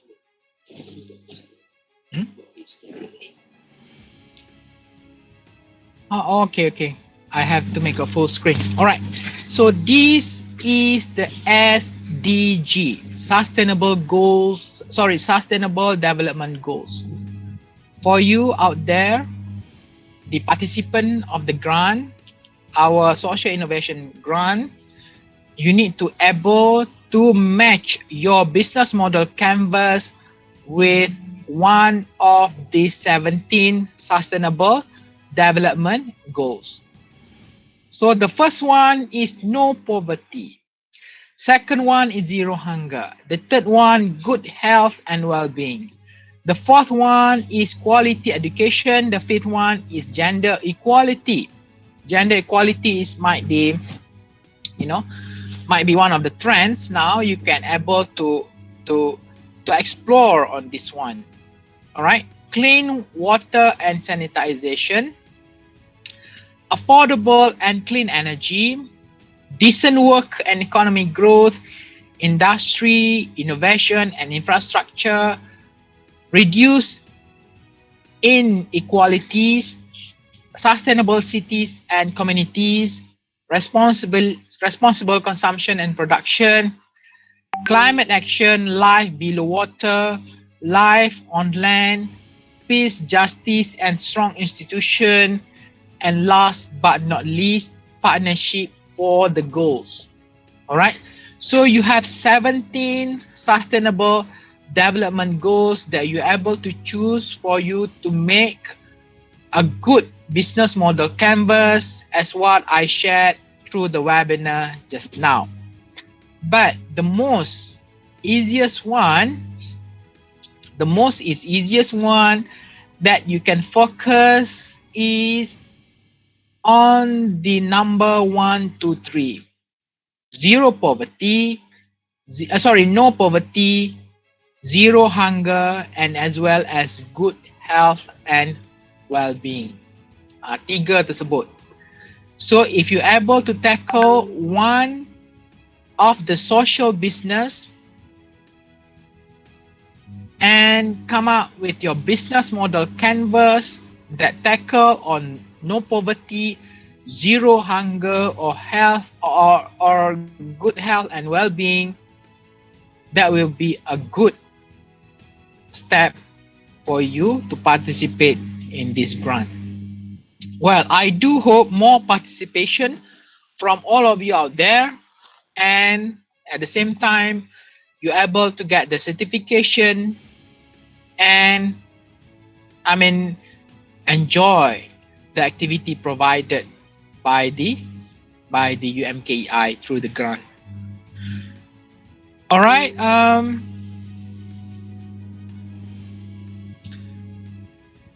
So can I I would like to forward this. I would like to leave this to Miss Aisha to mention to all of you the next step for our webinar today. So Miss Aisha, the floor is yours. Thank you.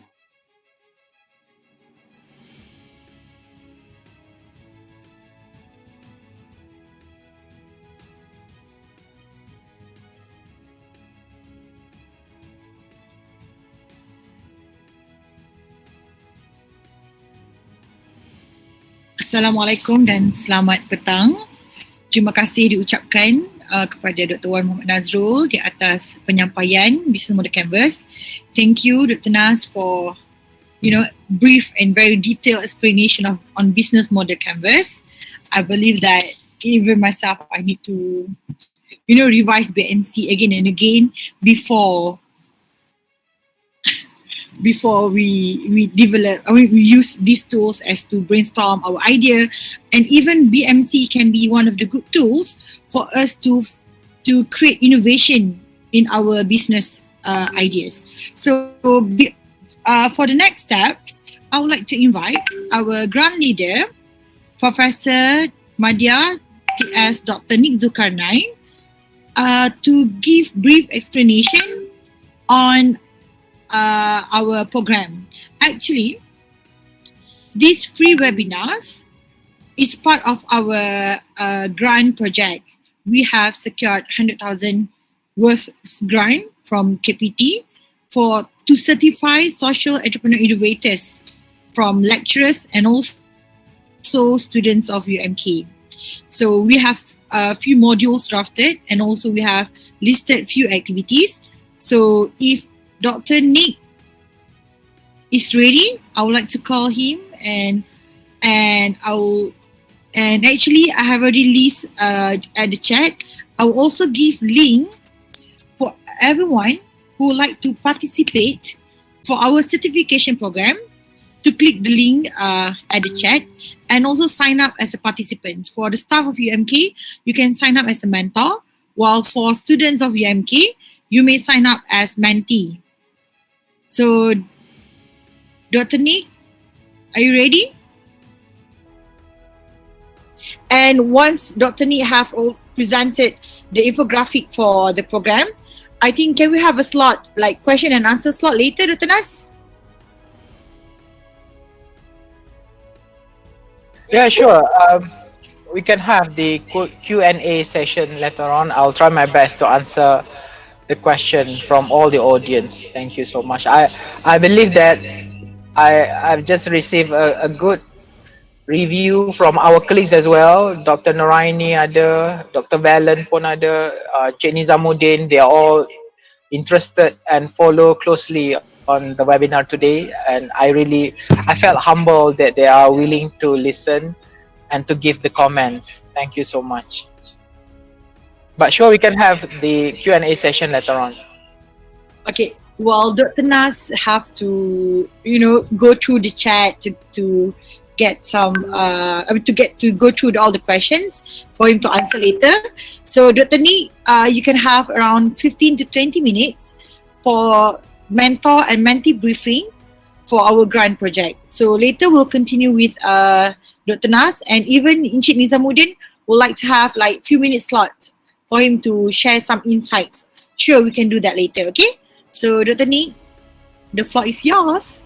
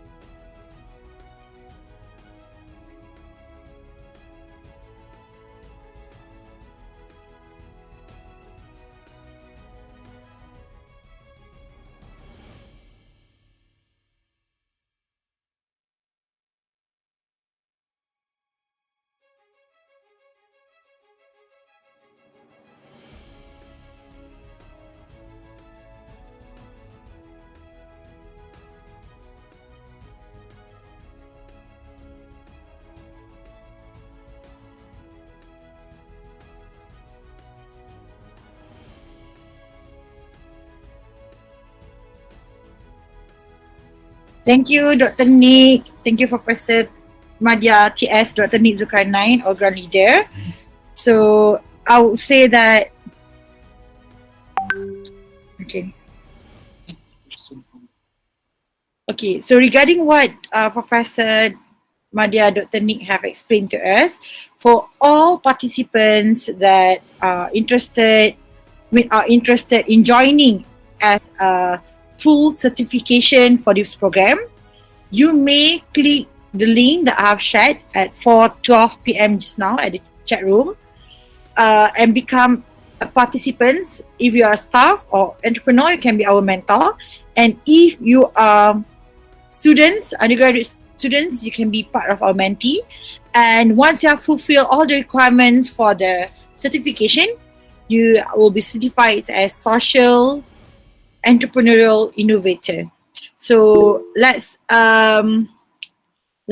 meet with Dr. Nas again for him to give some explanation and answer all the questions that that our colleague and also some of the students have, they have listed few questions. So Dr. Nas, so maybe you wanna.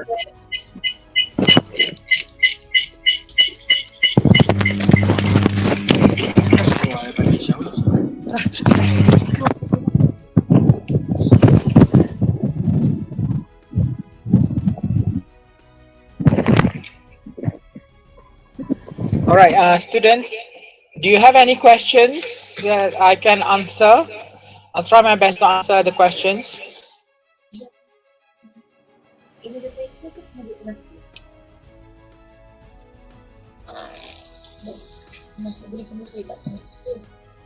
Okay.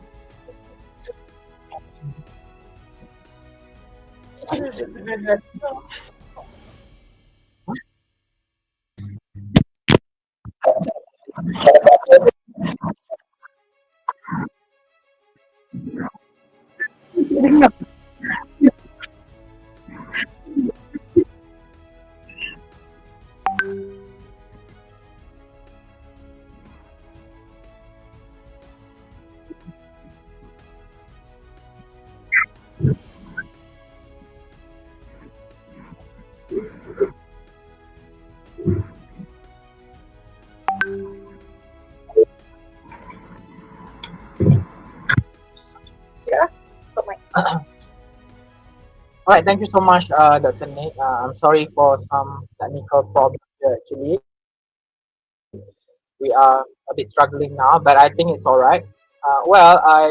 I fortunately able to grab your question just now. It's on how we can complement on business model canvas and SGD. SGD is the Sustainable Development Goals. All right, so it is rather simple, but the student need to make sure that for every business ideas, the medium or the purpose, the step one that I mentioned previously, is related to one of our 17 SDG that listed uh, as mentioned previously. So number one, no poverty, zero hunger, good health and well-being, quality education, gender equality, clean water and sanitization, affordable and clean energy, decent work and economic growth, industry, innovation and infrastructure, reduce inequalities, sustainable cities and communities, responsible consumption and production, climate action, life below water, life on land, peace, justice, and strong institutions or partnership for the goals. All right, it means that the medium, the purpose of your businesses, the objective of your businesses need to relate with these SDGs, one of 17 SDGs. And I think I hope that it answer the question. Dr. Nin, and I hope that our students understand as well.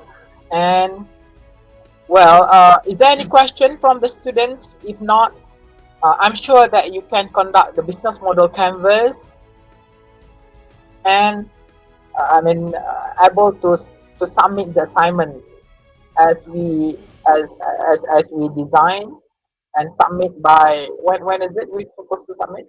End of this week, right?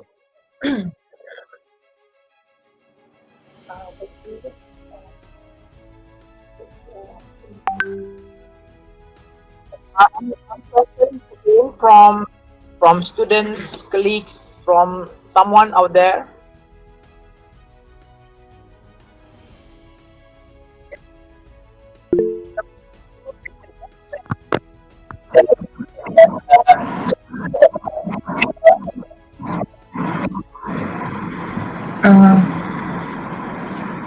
Masih buka instrumen. Cik Nizamuddin.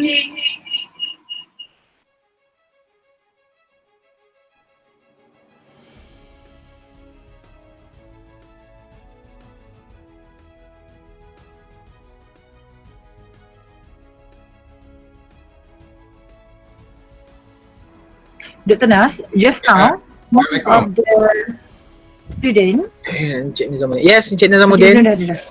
Salam. Waalaikumsalam. Okay, ini saya bukan nak tanya, saya nak share something yang mungkin please. boleh ke? Boleh. Okay, kita nak share something saya rasa yang related dengan SE. So dekat Singapore kita ada satu yang raise Singapore, one of the social enterprise. So they come up with some of social enterprise punya business model punya template lah. So business canvas. So maybe if I can share here. So that one, Cik Nizam boleh present tak? saya tunjuk sekejap. Alright, okay. Okay, so this, sini yang digunakan oleh RAISE Singapore so dia panggilkan sebagai social enterprise model canvas lah. So dia just so ada some modification from the traditional punya business model. So they something like that, the problems and opportunities. So they goes for the social needs. Okay, this one for memang ini bersesuaian dengan apa kita punya social enterprise lah. Well, I guess I don't get this information before, but it's good that highlight. Sebab yang ni di Singapore punya, dia bawah RAISE Singapore. And then kita ada indicator social value apa yang kita nak cakap dan sebagainya, kita nak capai lah. Social enterprise, so that it's tailored to that. Cik Nizamuddin kan, betul tak? So dah tailored. Enterprise ni. So saya nak share lah, mungkin kalau kita boleh sesuaikan dengan ni, I think it's better lah. Anything to add Cik Nizam, yang beza dia? Beza dia tu lah yang kotak merah ni, lepas tu dia ada the idea and then key offerings, social value indicator ni. They have what interesting here is social value indicators. And the social value indicators. How will you measure progress? So how do we measure? So the target. So Cik Nizamuddin, can I ask question? Yeah. Cik Nizam, boleh saya tanya soalan? Ya, silakan. The reason why we choose untuk BMC because it can apply for normal enterprise and also social enterprise lah. That's why we listed SDG. So boleh tak Cik Nizam bagikan saya untuk social value indicators ni, how macam mana kita nak isi, what kind of like sentence or what are the values yang boleh kita nak kena letak, the format for this additional box ni. So are we really need to be specific on the goals, target group ataupun impact dia ke macam mana yang bawah tu, social value indicators je tu? Sekejap For me to nak tanyalah supaya dapat pencerahan sikit. sekejap. Dia lebih kurang gitu. Dia lebih kurang, tapi cuma social value indicators ni dia more kepada macam tu lah tadi dia punya Social value, social enterprise. Maksudnya I think Encik Nizam, maybe you can participate in this grant as well as the participant. Menarik juga Encik Nizam kalau ada pelajar tu. We are still open. We still open and jangan saya just share lah. Okay, nanti yang tu saya akan contact dengan Miss Aisyah. So, alright. Dan saya pun nak PM Encik Nizam lah untuk tanya benda ni. Boleh. I mean, this is new template that, you know, for us to be familiarized with the tools is good thing, right? Alright, good. Okay, and then Dr. Nas, tadi ada salah seorang peserta lah PM saya kat tepi. Dia kata kalau sekarang ni most of the students they participate doing business by becoming a dropship or agents for products. So can we still use BMC to map out their business? So, Alright. As a dropshipper, yes. Alright. From my point of view, anything can be used as part of the social. As part of the business model canvas from your point of view. Maknanya if you can identify your customer segment, so your customer segment tu maknanya your supplier lah kot. Your customer is your supplier, and then your revenue stream macam mana, your cost structure macam mana, and then on the feasibility side, the key person, the key resources, key person, key activities. If you can identify all of those blocks, then you may able to conduct your own business model canvas, even though you are a dropship. Because business model canvas is your business idea from your point of view, not from others' point of view. All right. So from your perspective, what is your customer segment? What is your on desirability, what is your value proposition, apa you able to provide to your supplier kan? It's supposed to be supplier kan yang supply all these materials for you to able to have your dropships tu kan? Alright, so it is interesting, but as I mentioned in this time of being, we are in the middle of pandemic, and we are recently enter year of 2021, and I do hope that for all of the students to be very, very creative in conducting your business model canvas. It's not just according to the traditional business model canvas, and I did appreciate what Encik Nizam shared to me just now, because until 5 minutes ago, I don't realize that someone already invent the business model canvas purposely for the social enterprise alone. All right, so it's a new discovery. So we learn by doing, and I do hope that you are not afraid or you're not hesitate to use any kind of activities, any kind of business ideas to map out in your business model canvas. And as I did mention, the first business model canvas not necessarily working. You need to have another business model canvas to compare and to contrast and to choose which one is better. All right, students, so just don't afraid, go with it first. Okay, entrepreneur always take risks, and I do hope that you are willing to take risks as well. Kalau setakat take risk dalam business model canvas ni, apalah sangat dengan risking the money in investing something. But at least you have mapping out all the ideas on a piece of paper according to that 9 blocks. Tapi kalau according to the social enterprise business model canvas, they are a little bit different, and I will in the meantime get to know more about the social enterprise business model canvas in a short time. All right, thank you so much. And is there any question from a real students that are brave and willing to become an entrepreneur? ada tak yang betul-betul would like to get money or have something that they feel like, if I do this, I'll become a millionaire, or can help Dr. Nazrul become a millionaire with me, or Miss Aisyah become millionaire with me, or Dr. Nick Zulkarnain. It's not just, it's not working anymore. Boleh bersama-sama saya bekerja. Bawah saya pun tak apa kan. Kalau jadi jutawan tak apa, saya sanggup bekerja bawah student saya sendiri. Money is not everything, but you need to have money to conduct something actually. Okay. And untuk pengetahuan semua, untuk program ini kita dah mulakan program CSEI itu Certified Social Entrepreneurial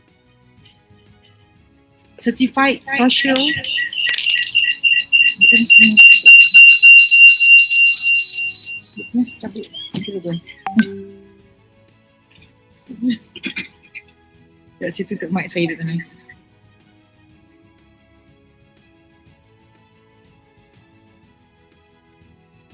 Okay, saya guna mic ni lah kot. Mic Dr. Nas. Okay. Mana kamera Dr. Nas? Isa, bawa ni.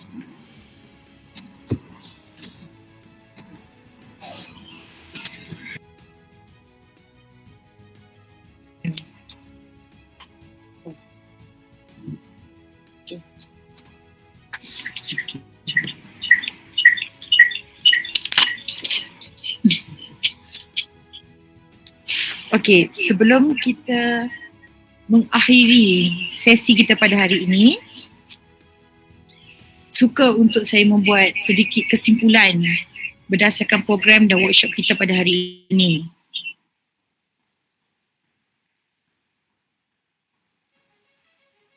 Okay, before that we have a questions from Dr. Siti Afika.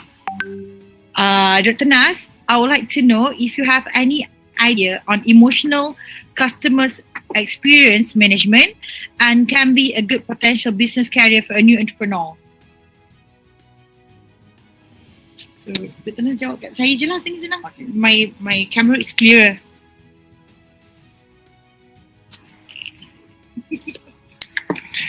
Alright, Waalaikumsalam, Dr. Siti Afika. Salam Dr. Nas. I would like to revise your question again. I would like to know if you have any idea emotional customer experience management and can be a good potential business career for new entrepreneur. Alright, so emotional, functional and society just now falls under the customer relationship. In order, if you're able to tackle the emotional part, the functional part, or the society part for your business, you're able to tackle them, of course, it will be a good potential business or career for a new entrepreneur. Entrepreneur need to always be one step in front of their customers. So, kalaulah you boleh attack on emotional part, I think you can attack. You are successful 60% of your business already, even though it's in the idea part. I mean, in just in the idea punya level. Alright. So Afika, do share with me your business idea later on. So that we able to map our business model canvas together, and we'll see how we can go together with your business ideas. Alright. Thank you. Thank you very much, Dr. Nas.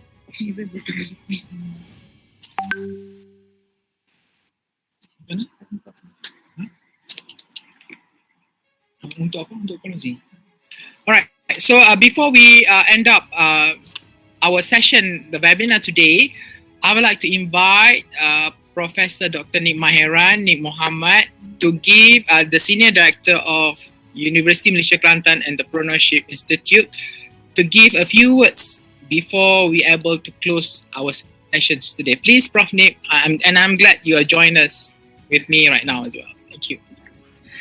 Okay, thank you, Dr. Nas. Assalamualaikum and good evening, everyone. I'm glad there's a lot of academician also inside the webinar today, as well as students. Ramai tu, just this morning, this afternoon, I tried to join in, but it's full house, more than hundreds I've seen. Yes. So, yeah, so, okay, Tanya. All right, just a few words to congratulate CSI team, Certified Social Innovation and Entrepreneurship team, Dr.9, Dr. Nas, Aisyah, Hanim, mana Hanim? Those who are actually very keen on social innovation and entrepreneurship since YBhg project lagi. And of course, welcome to the new lecturers who are interested to be part of social innovation and entrepreneurship. I can see Dr. Chong, Dr. Khairia, Encik Nizam. Afika. Sorry? Encik Nizamuddin pun.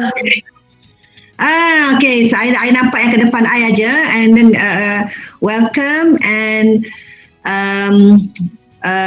welcome to social innovation lah. As for your information, social innovation and entrepreneurship currently is in trend. They call it trending lah. Sebab seems like after US Embassy is actually looking towards social innovation, British Council also trying to champion social innovation as well. Jadi we are also going to collaborate, Dr. Nick, nanti after COVID with British Council as well as Magic, so that they can certify our lecturers who are partners or joining these CSI programs.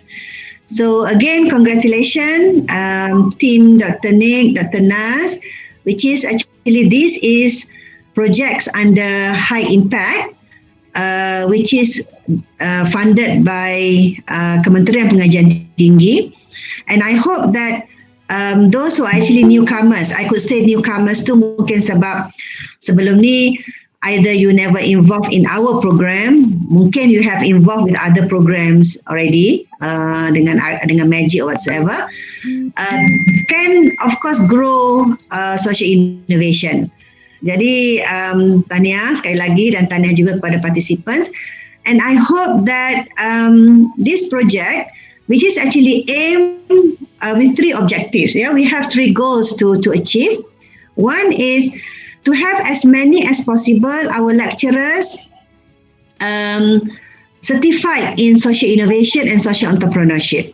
Firstly, of course, we can certify internally through this project, because this project is actually run by social entrepreneurship coach ni. Sebenarnya mereka macam Aisyah, Dr. Nik Zulkarnain and Dr. Nas ni sudah dapat certified entrepreneurial innovation, social entrepreneurial innovation and entrepreneurship ni through WOW Labs and Babson College punya program, which was 4 years ago in 2016 until 2018.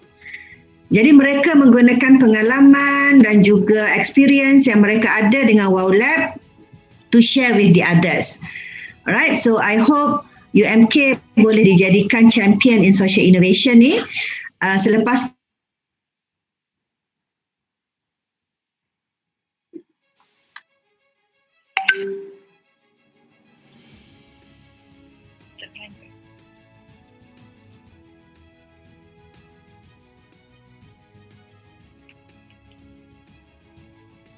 we're having some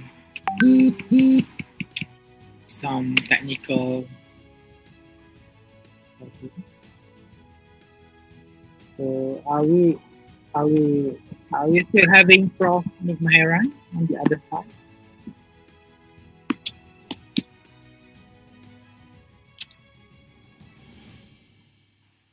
Wan Bismi ada tak?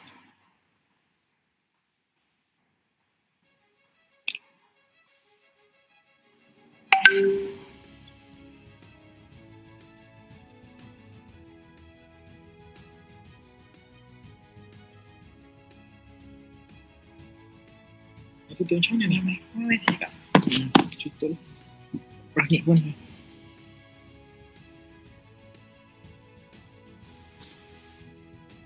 Thank you, Professor Dr. Nick Mahiran for explanation.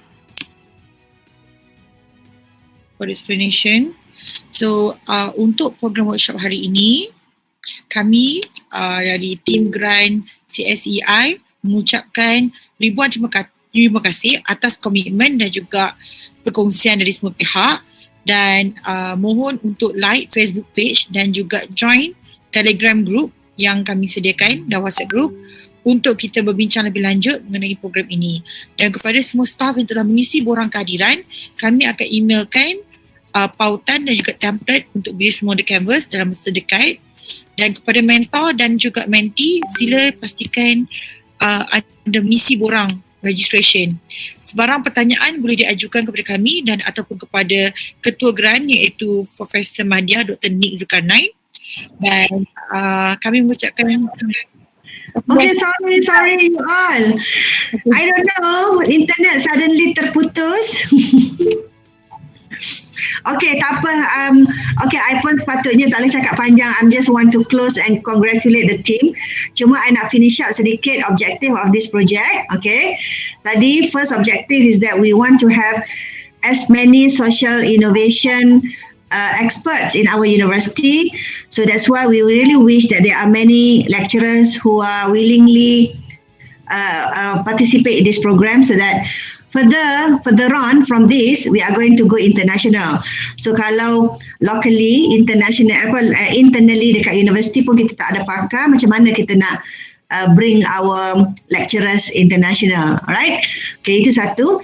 Yang kedua, we would like to have companies among lecturers or even among students, partners pun tak apa, yang going into social enterprise. Jadi sekarang tak ada lagi universiti yang championing on student in social enterprise. So from here I realise that dah ada banyak syarikat-syarikat pelajar yang terbit daripada program ni. Saya nampak Dr. Ng pun dah ada pelajar dia yang buat ecotourism. Then there are a few more. So that is another objective, that we want to have syarikat pelajar yang berniaga dalam konsep social entrepreneurship dalam kampus. So that is the KPIs that we have to, of course, fulfill with the kementerian. Thirdly, we hope that we are able to graduate students that having social entrepreneurship as well. Jadi itu adalah 3 objektif kita lah. And besides having lecturers have knowledge and expertise in social entrepreneurship and social innovation, we want to also give exposure to our students that business nowadays is not just to focus on profit, but of course focus on how can we fulfill the SDGs, they call it, sustainable development goals. At the same time also helping the community and solve problems in terms of product knowledge that we've got. Jadi rakan-rakan semua, Dr. Chong with kepakaran dalam veterinary medicine and so on, I think your knowledge can be shared with the students and be able to make your knowledge to be shared with the community as well. So itu sahajalah daripada saya. Sekali lagi saya ucapkan tahniah kepada Urusetia, all the team as well as the participants, and I hope it won't stop here, because I think this program ada 4 modul yang mana need to be fulfilled by everyone who wants the certification. And I promise you, okay, I always know that I will walk my talk, that those who are actually really interested in social innovation, I'm going to go further so that we're going to collaborate with British Council later on so that we can go international. So for that, thank you very much. Sekali lagi tahniah and good luck. Alright, so Assalamualaikum. Back to Aisyah. Waalaikumsalam. Terima kasih Prof. Such an inspiring closing for us everyone. So kita pun dah boleh tutup program kita pada hari ini, dan kami sebagai Urusetia sangat mengalu-alukan penglibatan semua pihak. Dan kepada semua yang telah hadir, tolong pastikan isi borang kehadiran, iaitu kalau student di pelajar, dan kepada staff ataupun jemputan di Google di bahagian staff untuk kami hubungi dan serahkan pautan video dan juga template-template dan maklumat yang berkaitan dengan program.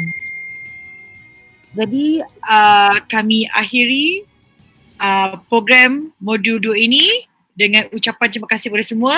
Sekian, wabillahi taufiq wal hidayah. Wassalamualaikum warahmatullahi wabarakatuh. Assalamualaikum. Terima kasih Prof. Terima kasih semua. Thank you, Aisyah. Thank you, everyone.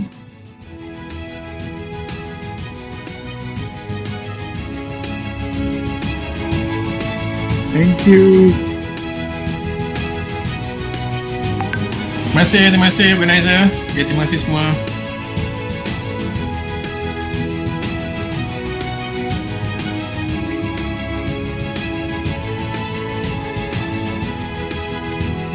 Waalaikumsalam. Terima kasih.